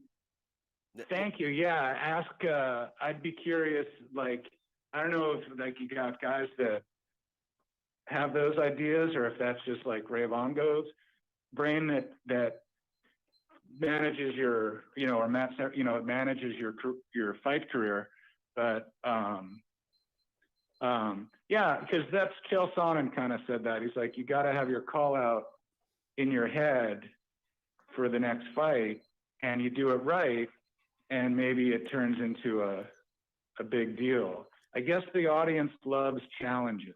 Like when you issue a challenge, that's the Japanese audience. Like Frank Shamrock told me that they paid him to go up there and challenge a bunch of heavyweights. And I'm like, why did you do that day? He's like, oh, they paid me to do it. He goes, yeah, Japanese people love challenges. I didn't want to fight those guys. They were totally out of my weight division. Hey Tom. And can we agree on one thing? No matter what he does, no matter what he calls out, you know, no matter what he says in the heat of the moment, he's got to mention the Call Me Out show, right? Tom, you gotta be. Yeah, maybe it depends if you're making good money. If you're making money with your podcast, it's not about the money. Well, you have fun too. Yeah, talking to people. You know, it's kind of a win-win. I didn't mean to answer for you, Al. But is this about the money for you? We're not making any money. We're having fun. We're almost a break even though, Matt, and that's important. Yeah, that's it, man. We're just trying to look. If I get one or two more people that cheer for me that would have booed me, I'm happy. Yeah. You know, we're making friends out here. Yeah, we can pander like every other show out there. We can pander to what what we think everyone wants to listen to, but Iaquinta is here doing his own thing, talking about the things that he wants to talk about, interviewing the people he wants to interview. And I think that's where the show is.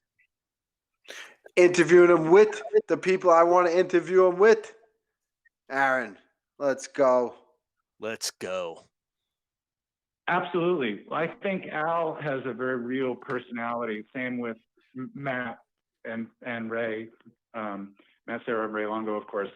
And yeah, that's why people identify with you, and most people like you. And I wanted to comment on one more thing, if that's okay. The fucking thing that stood out to me for Al Iaquinta was when, I don't remember who you fought. You beat somebody, maybe it was Kevin Lee or somebody, and you were being interviewed in the octagon, and you picked up that maybe a few people were booing a little bit, and you perked up and you said, "Are you booing me? Are you guys booing me?" And he goes, "Don't fucking boo me." And I was like, man, that takes some balls, because I've heard a few boos. I'm just a grappler. I've had some fights, but I've heard a little boo in the audience because it was slow. Tom, I got this one ready to go right here. Are you ready? Okay. Oh, of course it didn't work. Dang it. Never mind. I heard it. I heard it. Hang on. I got it now. You ready? One more time. Are you guys booing me? Better not boo me. Yes. That was the Masvidal fight, right? That was Tom. Those boos, they didn't sound too loud on the broadcast, but the whole. I mean, that crowd was booing. That was like overwhelmingly loud booing. So it didn't sound like it was too loud on the podcast. I mean, on the broadcast, but yeah, it was loud and uncalled for. I will let you in on a secret, Tom, because the only reason Al and I are together right now on this show is because number one, it was the Masvidal thing, and I never missed a post-fight interview after that. But he was just kind of like, I'm selling real estate, and wasn't that the Sanchez fight, Al? Yep, that was that next fight. And then I thought I was stealing something, like, oh my God, I'm going to make an Al Iaquinta real estate account. I made it so quick because I thought somebody else was going to think of it before me, and I had to be the very, very first one. And Tom, that's why we're together today. Huh. Cool. Well, you guys make a good team. I think you guys work well together. I got the idea you guys didn't know each other before necessarily for long or whatnot. And yeah, man, I think your show's fun. It's funny. It's just real MMA stuff. So it's right up my alley. Awesome, man. We appreciate it. That's that's what we're trying to do. That's audio. Yes, sir. That was my big question. I wanted to see if you thought that would be a funny call out, because if you got that fight, just like, man, because you took that Khabib fight, that was another defining moment for Al, because to step up and fight the best lightweight of all time, basically, at the last minute. And then you did better against Khabib than anybody in UFC, probably anybody in history practically, because you won 2 or maybe 2 of the 5 rounds, right? I wouldn't go that far, but I put up a good fight. Let's put it that way. All 5. Yeah, it was a good. It was a wild weekend for sure. Yep.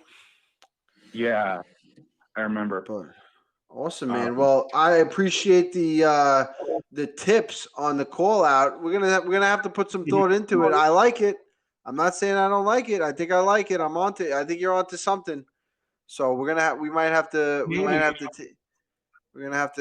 to put some thought into it. I appreciate it.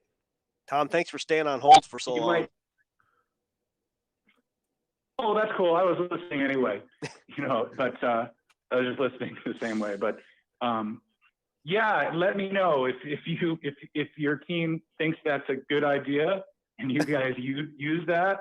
I say fucking go for it, man, and do it now. Yes. Like You're gonna have to tune in, and I'm gonna have to win that fight, and then we'll see what happens. But what's your opponent's rank? What's his rank? Do you know? Oh, actually, no. What did he say? What's Bobby Green's rank? What? He's not in the top 15. Okay. Yeah. Oh, okay. Well, I have a feeling you're going to come back on fire and you're going to do great. I have a feeling you're going to get past your guy. So, then we'll see. So I have a feeling you're going to, but I know you gotta beat this guy before you can beat the next guy. But I think you're going to do well. But I thank you appreciate guys. that, I'll brother. let you go and take some more calls. But all right, thanks. Yeah, Tom. of course. And yeah, thanks, Aaron. Thanks, Al. Kick butt. All right. Awesome, man. Peace. We got Night Eternity talking shit to me now. He's what is he saying? He says, well, he said the Tom was on crack, but what did he say about me? He said, "That's sad, Aaron. You're not a teenager." What the hell's that mean? What do you mean that's sad? Who is What are this you doing, guy? Night Eternity? Night Eternity. What the heck? Call in. Throw the number up there for Night I'm gonna Eternity. invite him in. Hanato Laranja said he beat Khabib. So I wonder if this really is Hanato Laranja. That seems like it could be. You know what, Night? This is your dream come true. You're gonna get asked back on the Call Me Al show. So you were invited. You figured it out last time. I know you ask a lot to come on, so we'll see. You made a parody account about Al as an old man. Fucking how fucking old do you think I am? Get on here. What the heck? I'm an old man. Al, what's going on, man? I mean, you create a parody account. Who the fuck cares? Yeah. But how old? What does that have to do with anything? It's one of the funnest things I think. In fact, I think it's a testament to the lifestyle you live that you can create a parody account and you have time and the knowledge and the wits about you to make it probably one of the best. I mean, any parody accounts you have are incredible. So he's just jealous that he can't do it. He probably has too much. He probably has things that he should be doing right now that he's not because he's watching this show. Yeah, probably. But yeah, I mean, tune out, brother. Create a parody account. Go for it. Let's see what you got. Bet you got nothing on my guy Aaron over here, huh? How about that? Do a Kevin Lee parody account. You can talk about Adderall in your hair and how you're a top 5 welterweight all the time. Yeah, I think you'd be a great host of the Kevin Lee parody account. Yes. The night whatever. Night Eternity. It's hard to do a parody account of a guy that seems like he's a parody account. That's incredible. Kevin Lee is his own parody account. I mean, yeah, when he talks or when he goes on Instagram, I can't help it. It's like a car wreck sometimes, like you're not supposed to watch it, but you can't help but see what he's posting. So, all right, well, since we're talking about train wrecks that you can't take your eyes off of, yes, have you heard about these island boys? No, the island guys. This is incredible. I watched this video. I think I might have saw it this morning, and the song has been stuck in my head. Flavor Fabe from Serra Jiu-Jitsu posted about it on his Instagram. I think 2 or 3 other people posted about it on their Instagram. These guys are going crazy. These guys are viral. It's nuts. They are talentless, Aaron. These guys are, their hair, their tattoos, they can't talk right. They can't do, these are people that can't do anything right in life. But there's something so right about what they're doing. and I'm gonna play it for you right now. You got to see this. It's incredible. These guys are so clueless. These guys are so clueless as to how bad they are that it's actually incredible. So and here we when go. you play this, click on the number 1. It'll make it big. See that number 1 there? I got it. All right. All right. For the listeners out there, I'm sorry to do this to you. Cause I'm an island boy and I've been trying to make. Oh, I'm an island boy. I'm a just island boy. I'm a just island boy. I'm a just keep what going. Look at these guys. You're gonna keep that gun. I'll be just Keep staring that at the gun. sun. I'm just out Staring full at the sun. gazing. I'm like, prove where I'm Gazing. staying. They're like, you wanna be famous? I'm trying to be out the greatest. I'm a Florida boy. I get a real damn tropic. I'm like the damn on the topic. I'm an island boy. Put my vest on, yeah, like a wild man. Trying to make it to the top. I'm an island boy. I've been trying to make it. I ain't seen it with a gang slang. You ain't just slang no kind. I'm through the storm, through the rain. Cause we try home like a line. From the island boy, from the Caribbean. Que yo soy cubano. I'm an island boy. Put my vest on, yeah. What? Island boy, the best on, yeah, dude. Can you believe? So these guys were on Barstool. Dave Portnoy interviewed them, and they did the video. They did the song for Dave Portnoy. These guys are all over Barstool. These guys are all over. They got like 500,000 followers overnight. Wow. Talentless. But I guarantee some people are going to have that song stuck in their head. I know I did. Island boy. Da-na-na. Island boy. Da-na-na. For the listeners out there, Al sends me this message like, upload this video, but don't watch it. You know how hard that is, by the way? I did it. I didn't watch it. So that was the first time I saw it. The first time I laid eyes on it. I dug it. I can't help it. Like, these guys are gonna be famous. They're gonna be millionaires if they're not already. And what a sick world we live in, right? Yeah. That brought me joy, though. I liked it. Why not? Right. We got, also, what did Al say about me talking about? We could bring that eternity and bring that. LG saying that was gay. I mean, nah, come on. I earlier said the guy looked like Bart Simpson. They got this. Well, they got this hairstyle. Look, they got this hairstyle, right? That people don't really have. They got tattoos all over their face. It's very clear that they don't give a shit, right? What anyone thinks about them. They're just doing what they want to do. And at first, I watched this and I was like, and I'm like, you know what? It's got to be inspiring. It's got to be inspiring to anybody. That two guys doing their own thing who give no shits what anyone thinks and just enjoying themselves and being themselves, you know. Hanado wants to see it again. Let's throw it on again. All right, I got you. I got you. Hang on. Cause I'm an island boy. Island boy. Trying to make it. Island boy. I'm just island boy.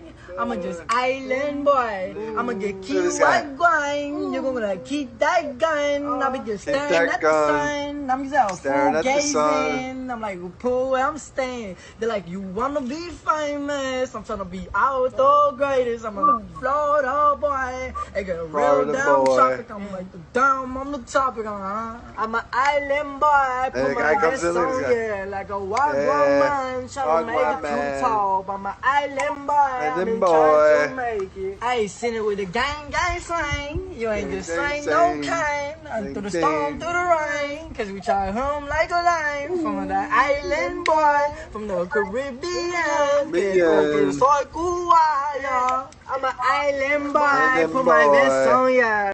yeah. Nice. Oh my God. I'm gonna have to watch It's a that hit. again. It's How a many times have fucking you hit. watched it? What's the over under? Over under 10 times you've watched it?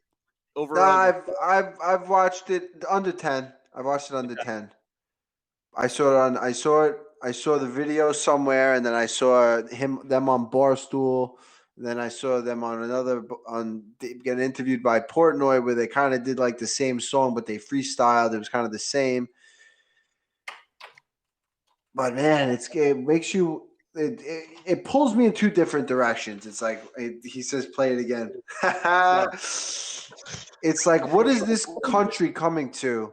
What is this country coming to that people like that? Like, there's really no talent there. You know what I mean? I guess it's a little bit of a catchy little thing they did, right? I limbo, but and then there's something about it. I don't know what it is. I want to smack the shit out of these two idiots, but I can't get it out of my head. And they're gonna be famous. They did exactly, Nomad. It's trash. It's trash. But is there something that we like about trash nowadays? There's something appealing. Bad Barbie. What the hell is her name from Dr. Phil? Why are people in the old days, would these people just get banished from society? Is it like now these people don't get beat up? So, you can't beat these guys up, right? Maybe back in the day, maybe they just get their ass kicked. Yeah. And they would stop being the way they are. But now I guess maybe they put them on TV, they put them on Dr. Phil, and people watch it. I think there's a platform for people like this. And it just you got to be inspired by it. If those two guys can do anything in life with the attitude of, I don't care, I'm going to get a tattoo on my face, multiple, I'm going to do weird hairstyles where I look like Sideshow Bob. Of course they're from Florida. 100%. You can't tell me anything else. They're from Florida. Shout out Sideshow Bob Terwilliger from The Simpsons. And you got to be inspired by these guys. If you are not happy with where you are in life right now, and this was a reflection that I had today. I was saying, there's nothing stopping you. If those guys can make it, you just gotta do what you want. You gotta be yourself. You gotta enjoy what you're doing. Those guys are so clueless. They get it. They're so clueless that they get it. I don't think no one else gets it. I'm the idiot. These guys are freaking out of their mind. It's nuts. Night Eternity. All right, let's bring him in. He's been waiting forever. He's waiting in the waiting room, and he's commenting on YouTube at the same time. So. Oh, he's gonna freaking hate me for that. What Night Eternity? Where you want to just freaking shoot those guys, don't you? Are you there? Can you hear us? Oh, he's muted still. Hear you, buddy. Your mic's not on or something. Oh man, he's got his headphones, but he got a mic. Oh, on my end, you're not muted, so I'm not sure. What's up. Change your input on your computer, maybe. You can hear him, Aaron? I cannot hear a thing he's saying, but he can clearly hear us because he's looking around. Oh, holy shit. Imagine I walked out to that song. I limbo. Oh, my God. What the hell? Fill her cunt. Fill her cunt. You got me. Oh, man. Oh, these names. All right, Knight, I don't know what to tell you, buddy. It's not working. So I'm sorry. This is nothing I'm doing to you. Oh, yeah, he's stripping up the headphones. Shit just got real. Oh. I limbo. I should do what do you say? I should do an edit so it's Long Island Boy. Long Island Boy. Long Island Boy. Oh man. My son is asking me to. He's texting me to use the lake house this weekend. He's in college about an hour away. Fuck yeah. I know what he's wanting to do. Yeah. Oh, that guy's got it made, huh? He's got a lake house. Oh no. And he says, "Okay, thanks, pops." He's so funny. Yeah. All right, Knight. I don't know what to tell you, buddy. Maybe you got to go back. Maybe you got to go back and come back in. Maybe. Yeah, do that. Like refresh your browser and try to join back Or in. you muted. You muted something. I don't know. Maybe try. You haven't said anything in a while. Maybe you're on. Talk. Yeah. Say yeah. No, it didn't Nah. work. Oh wait, I think I can hear you. No. Wait, now I think I no. Wait. No. Okay. We while he's figuring this out, we got some current events that What do we we have got? not talked about. Listen, the biggest news of the day, and you called it, by the way, Brian Laundrie, his remains at the time it was possible they were his remains, but it looks like it is confirmed now that his bones were found in a swamp, I guess, in Florida. And you said all along that guy's probably dead. FBI said Wednesday they discovered was body remains along with personal items belonged to Brian Laundrie in Florida Park, potentially ending the search. All right, so here's the thing, right? I read that the first thing I think is, how smart is Brian Laundrie? He put some of his personal items next to some remains. Yeah. Maybe he cut himself, put some DNA right near. He's still out there, right? No, they confirmed those are his bones as of like right before we came on. Wow. So he's dead. And apparently, I guess it was a swamp, but it was previously I think he drowned is what they tried to say. So no, you didn't see this because you told me not to show you, but Adam Hunter, aka MMA Roasted, it said Dog the Bounty Hunter just announced he's close to finding the remains of Brian Laundrie. Dog.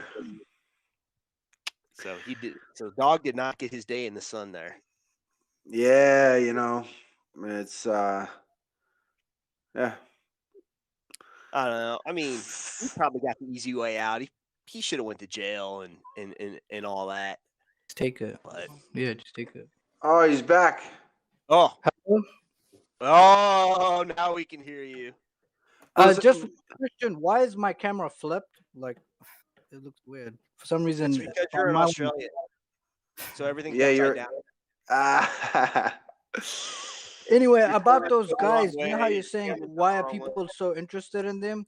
It's especially that Bad Baby person came out who worked in Facebook and says that Facebook purposefully shows people stuff that makes them angry or evoke some type of emotion. So like when you see those kind of people, like you mentioned, it kind of made you a little angry. So that's why stuff like that goes viral, because people are like, look at these clowns or whatever and stuff.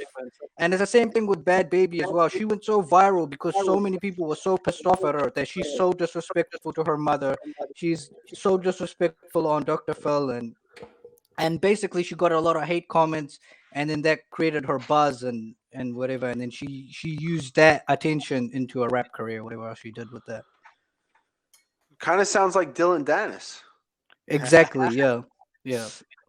It's the same thing. It's Conor does something similar as well. Remember what he said about Aldo and the Brazilians, and then a whole bunch of Brazilians, and then after he won and became double champ, then they kind of switched. But that's basically what people do. They try and make people dislike him. Colby did the same thing as well, but he's not as famous, I guess.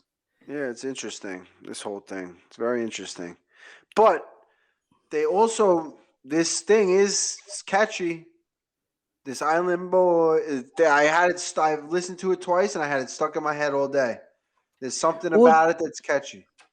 Also, the other thing is that like you know Takashi, the reason why he went viral, he had like all those tattoos and the weird colored hair before as well, and he made lots of songs, but he never went really viral. The reason why is because he put a whole bunch of New York Bloods in his music video, and people were looking at him like, "Who's this rainbow headed guy? He's trying to act gangster. He's not really gangster, but he's got a whole bunch of Bloods in his video."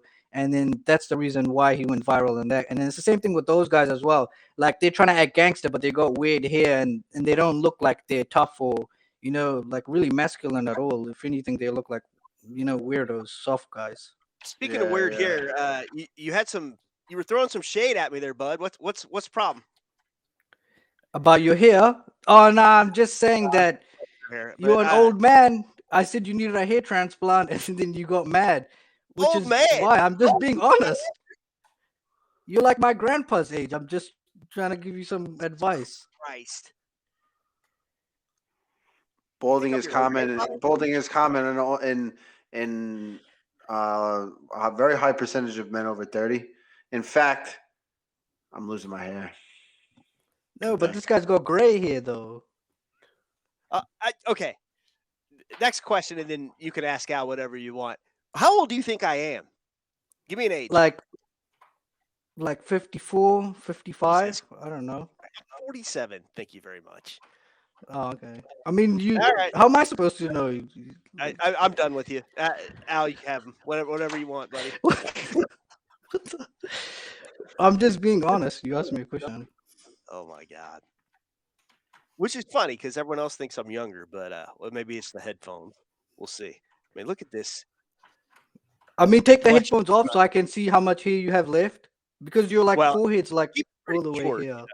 Because you have to have a professional haircut to do parody accounts on Twitter. So, I'm all right. Aaron, don't appease this guy. I can't Freaking. hear you. I'm just kidding. This guy called me a dork and he was like making fun of me as well. I thought we're just kidding. Don't worry about it, Australian Napoleon Dynamite. It's fine. Oh. Whatever you think, buddy. Okay, thank you. I appreciate the compliment. Yep. Anyway, I just wanted to ask you a question. If you look at all of the UFC rankings and all the top fighters and stuff like that, most of them are like religious or spiritual to some sense. I was just wondering, why do you think that is? Like, so many of them believe in God in some way, shape, or form. Like most of the champions do. Really? Ah. Yeah. That's interesting. Even all of the top fighters as well. Yeah, it would be interesting to see a breakdown of the fighters and whether or not they were religious and which religion they subscribe to. I'm gonna say that religion it instills discipline in people. People that are religious, usually, if they're very religious, they attend a service weekly. They kind of review their life in that service, right? John Jones, it's very true. John Jones is religious too. Where'd he go? John. He says he is. I mean, his actions don't quite go along with that. And religion could also go the other way. It could kind of be like a narcissistic thing where a person believes that they're like God's child, like I'm supposed to, God's looking over me. Because here's the thing, right? What confuses me is like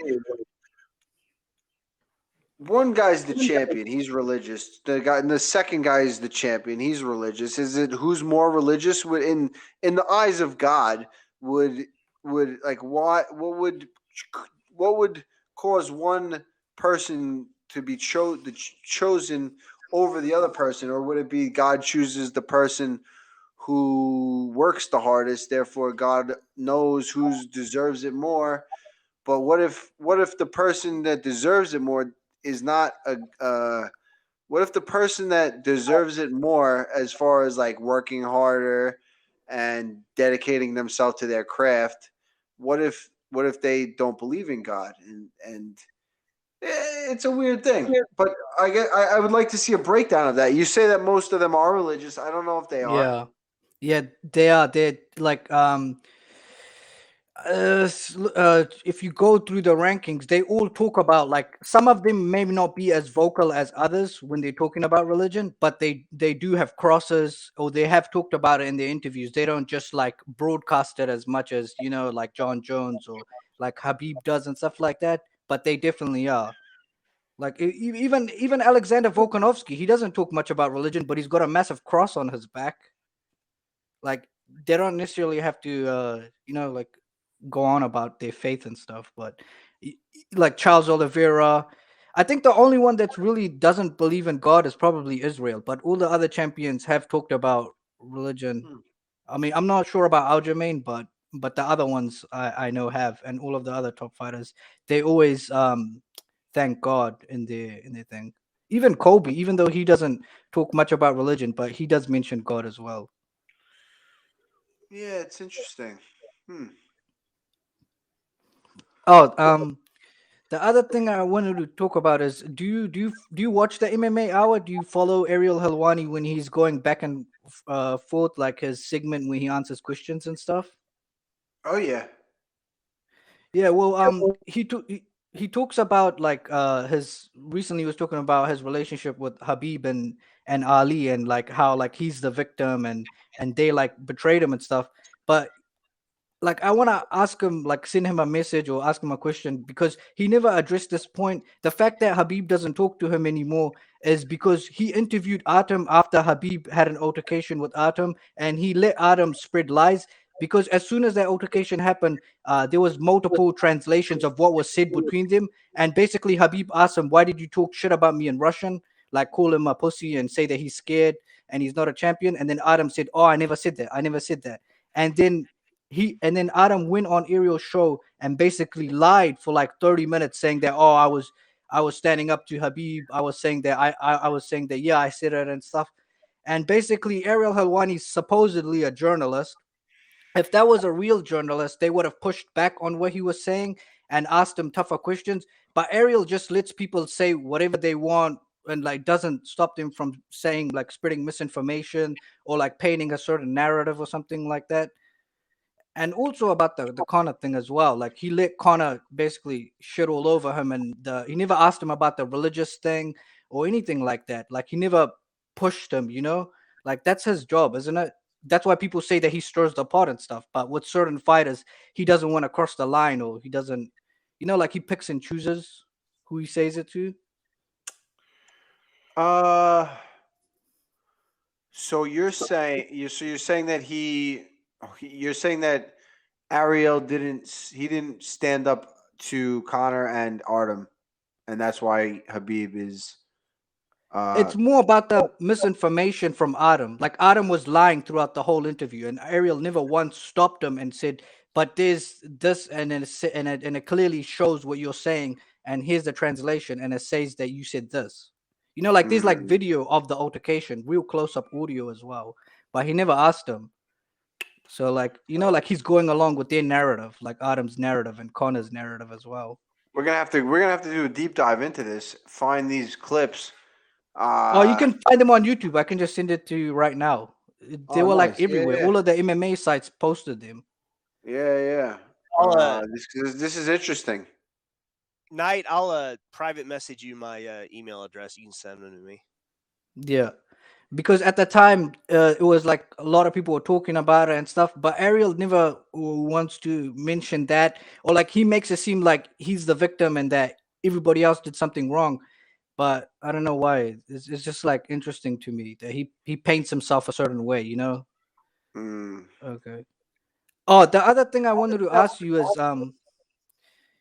you I don't know if Chris Weidman's you guys what's called team leader or something, but at a certain point he was 13-0. He defeated Anderson Silva twice, and he beat Vitor Belfort, who knocked out Luke Rockhold, Michael Bisping, and Lyoto Machida. He defeated him as well.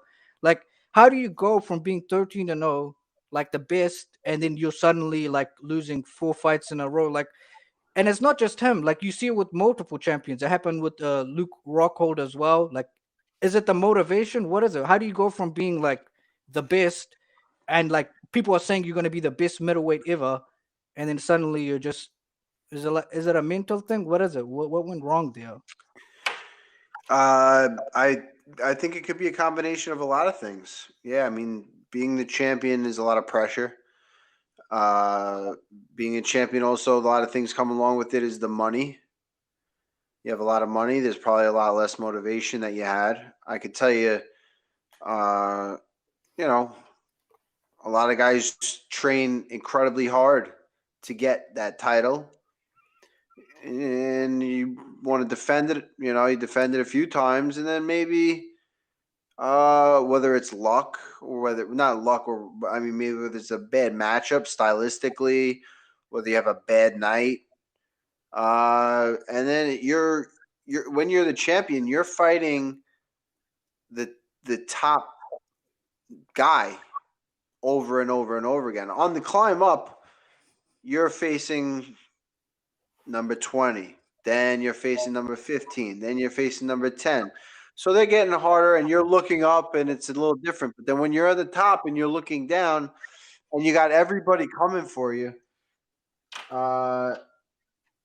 it's difficult. And in Chris's case, those were all fights. Every single one of those fights were fights that I think Close he was until the close. He finish. was winning, close, winning until the finish. I mean, the Rockhold fight, he was fight. It Very was a great close. fight, super close fight. Yo Romero, I'd say he was winning that fight. Same thing with Musashi. You know, so um, it's just when you're at the top, when you're on when you're at that level, um, little things can make big differences, and especially when you're the champion, you got the money, and now there's people coming at you from all over the place.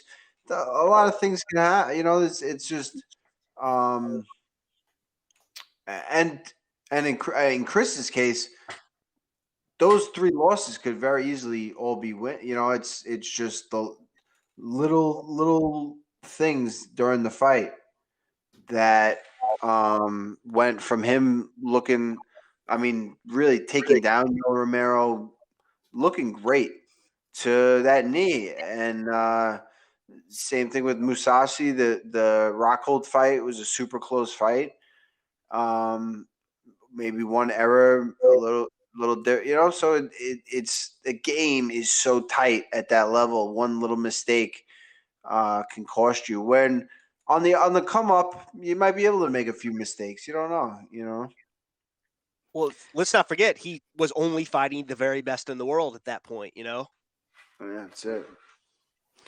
And your coach, Ray Longo, like, what is his background? I haven't really heard much about his backstory, like in interviews or anything like that, or like explanation as to where he, like, was he like a fighter? Was like, where did he get his experience from to become a trainer? Because I know he's He was like more striking based. of yeah, striking based. He was more of a not so much of a fighter, but he had a Jeet Kune Do background. He was just a all out martial artist growing up. Um, he was big into. He was, I believe, he trained with Dan Inosanto, who was one of Bruce Lee's uh, like training partners. But he was more into like the Jeet Kune Do and like the martial arts. Then got into boxing, and really just has an eye for it. He trained a bunch himself. Never really competed, I don't think. But man, does he have an eye for the fight game? Um, Definitely skilled in his own right, but as far as coaching, preparing guys, and his corner in the corner, really what makes Ray, what I think stands out more than anybody with Ray, is that he doesn't train anybody that he doesn't like. if you're not if you're not there's guys that come into the gym that probably could be in the UFC, but Ray just doesn't vibe with them, or doesn't, they're not like Ray's cup of tea. He's not really going to help him. It's like he only trains people that he really clicks with and that he has a vested interest in, no matter how good they are. And I think that translates in the fight when it's when you're in the trenches and you're in the going into the third round or the fifth round of a title fight, and you need to be told the right thing. You see it all the time with a lot of these guys. I mean, there's guys that go to gyms that you could just tell they go there for a little while and they go here for a little while, and there's trainers that guys come into the gym, they train them for a little while, then the new guy comes in, he's training this guy and that. It's like everybody from Ray is really from the ground up, from their first pro fight. Like Justin Montalvo, the kid that was just on the he was just on. I don't know if you were watching. You were watching. Yeah, but Mike Perry's brother.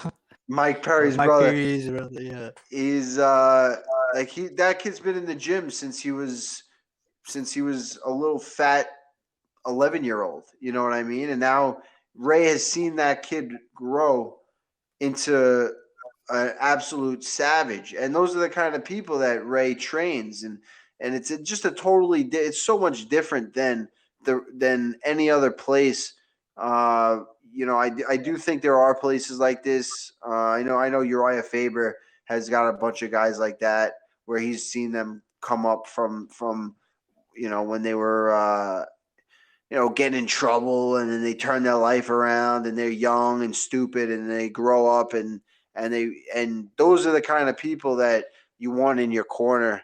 Or that a coach would want to be in the corner, and that's Ray. That's where Ray is really. That's what I think separates his eye for the fight game. Even like with the Anderson Silva fight, punch a fucking hole in his chest. Like it's motivating. It's motivating. It's out. It's kind of like out there. Everyone latched onto it, but in the lead up to that whole fight, it was Anderson Silva he moves his head, he makes you look silly because you miss. So what are you gonna do? You're gonna punch a hole in his fucking chest. You know what I mean? And the way in that corner work, he knows what to say to certain fighters to get them motivated. He knows what not to say to keep them on the right track. I think him and Matt Serra have a perfect dynamic in the corner, a great coaching style. It's just they're very unique, and I think that's the reason that it works. And when they've been there, Matt Serra's he's been in the title fights. He's been on the Ultimate Fighter. He's coached the Ultimate Fighter. He's won the Ultimate Fighter.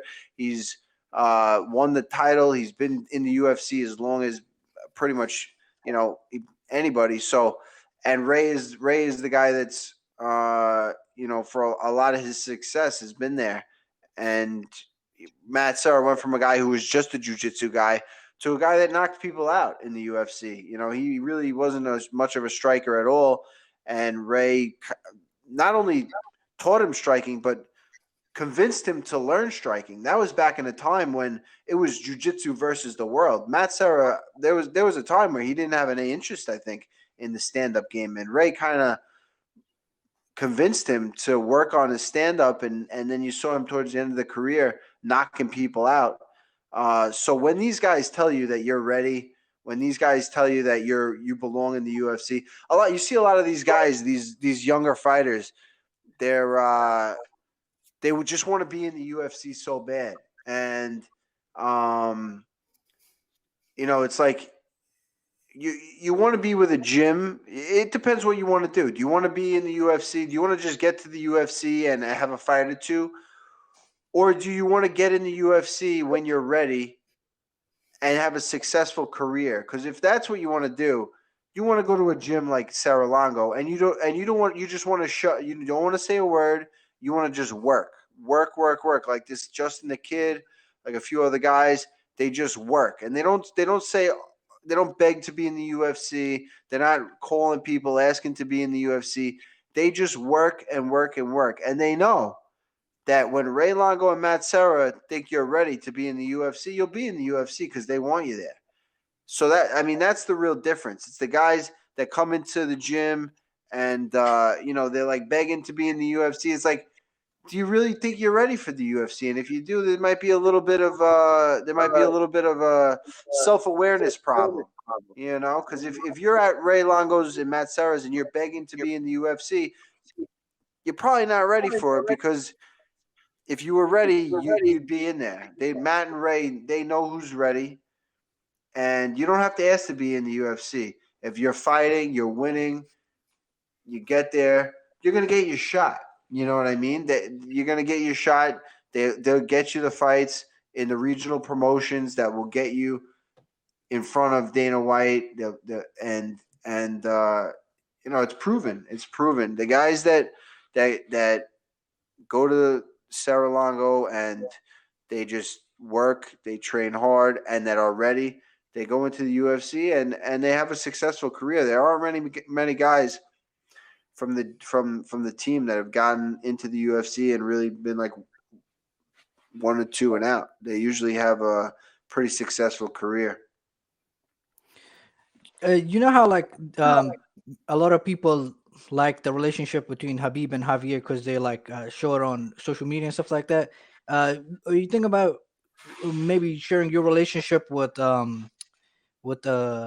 Ray, like between you guys, because Khabib always jokes with Javier like, "Oh, you're fat, you need to lose weight" and stuff like that. Like, do you do similar stuff with Ray as well? Like, you could just because I think that's what people like, where they see like the back and forth between there and then their coach and stuff.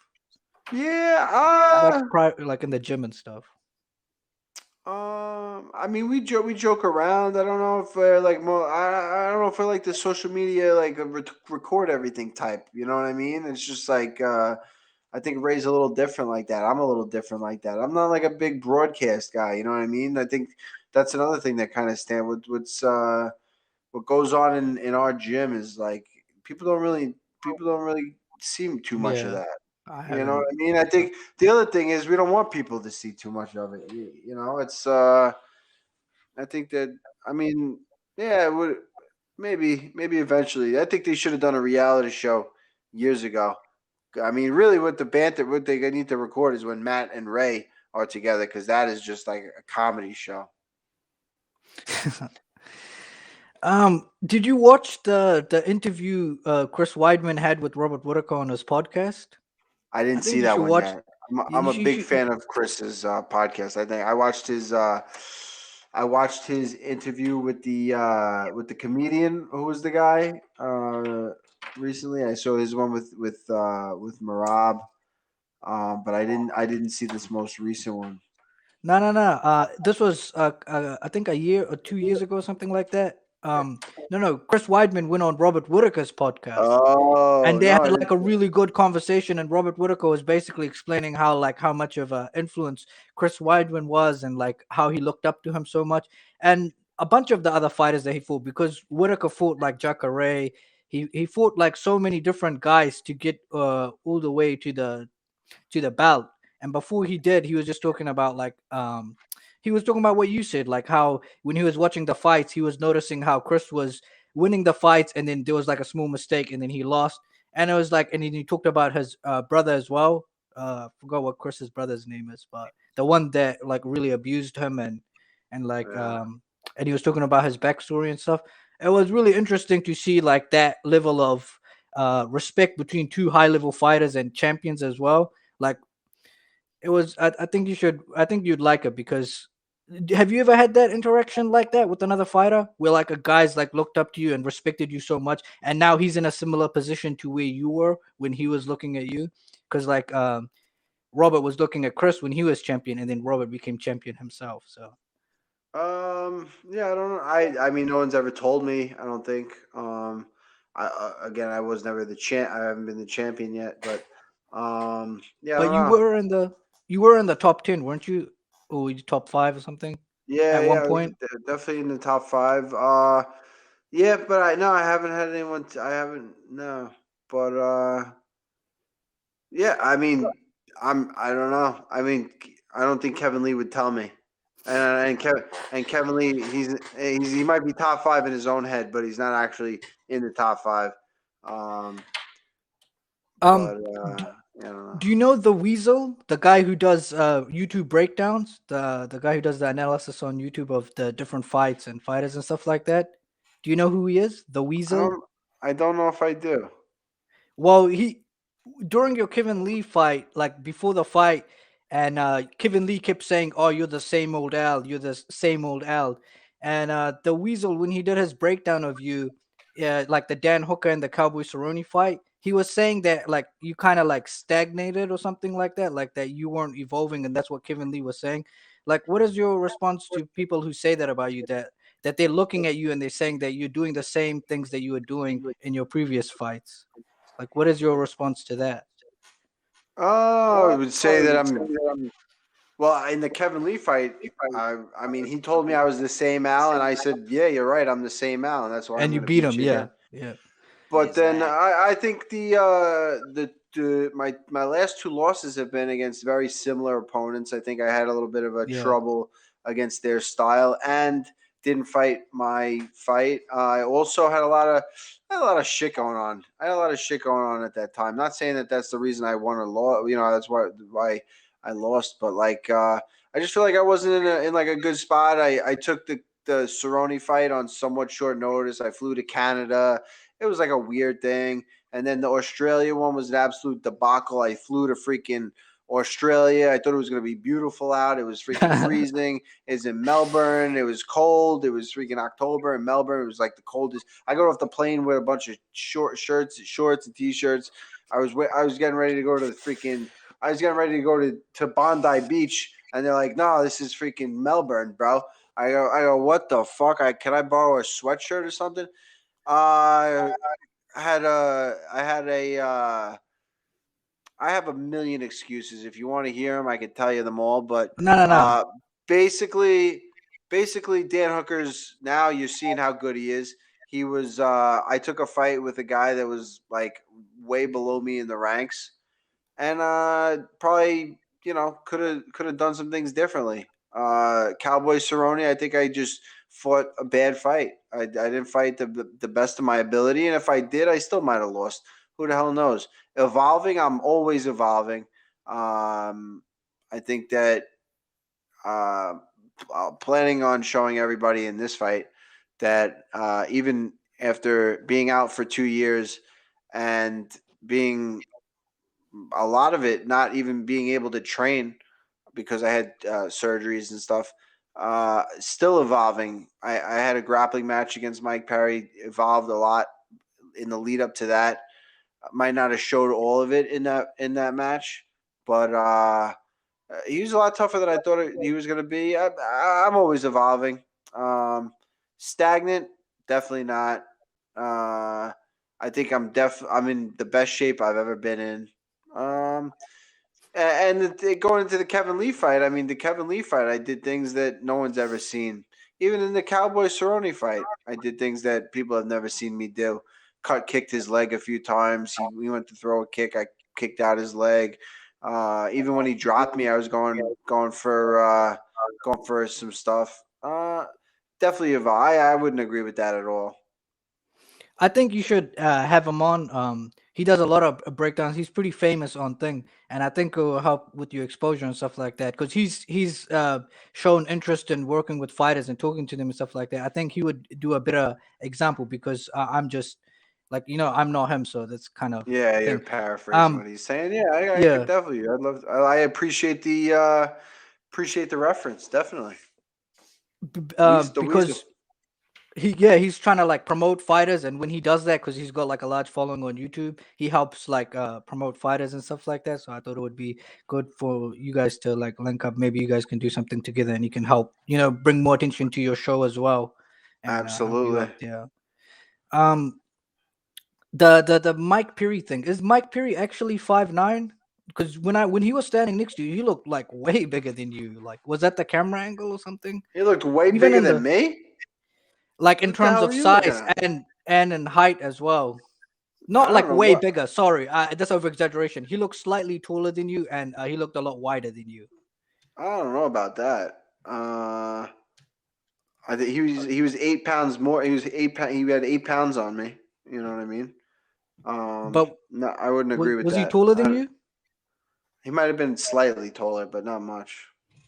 Yeah, because it's interesting how the UFC like the heights work. Because his one says 5'9", and you said you're 5'9.5", so he's not actually 5'9". And then there's some fighters that say they're 5'7", but they're like 5'5", or like Eddie Alvarez says he's 5'9", but he's like 5'7". Why do you think this like all? Why don't the UFC just measure the athletes? Why do they like? Why do they let you tell you how tall they are? No, they measure us. So then, how the hell did they get Eddie Alvarez at 5'9" and Conor McGregor at 5'9" when they stood next to each other? Conor McGregor is towering over Eddie Alvarez. It could be the way they stand. You know, when they're they maybe some guys they look bigger in pictures or they look bigger angles. Angles are, you know what I mean? No, I mean like Yeah. even in the face-off that they did, like when they're in the cage without shoes.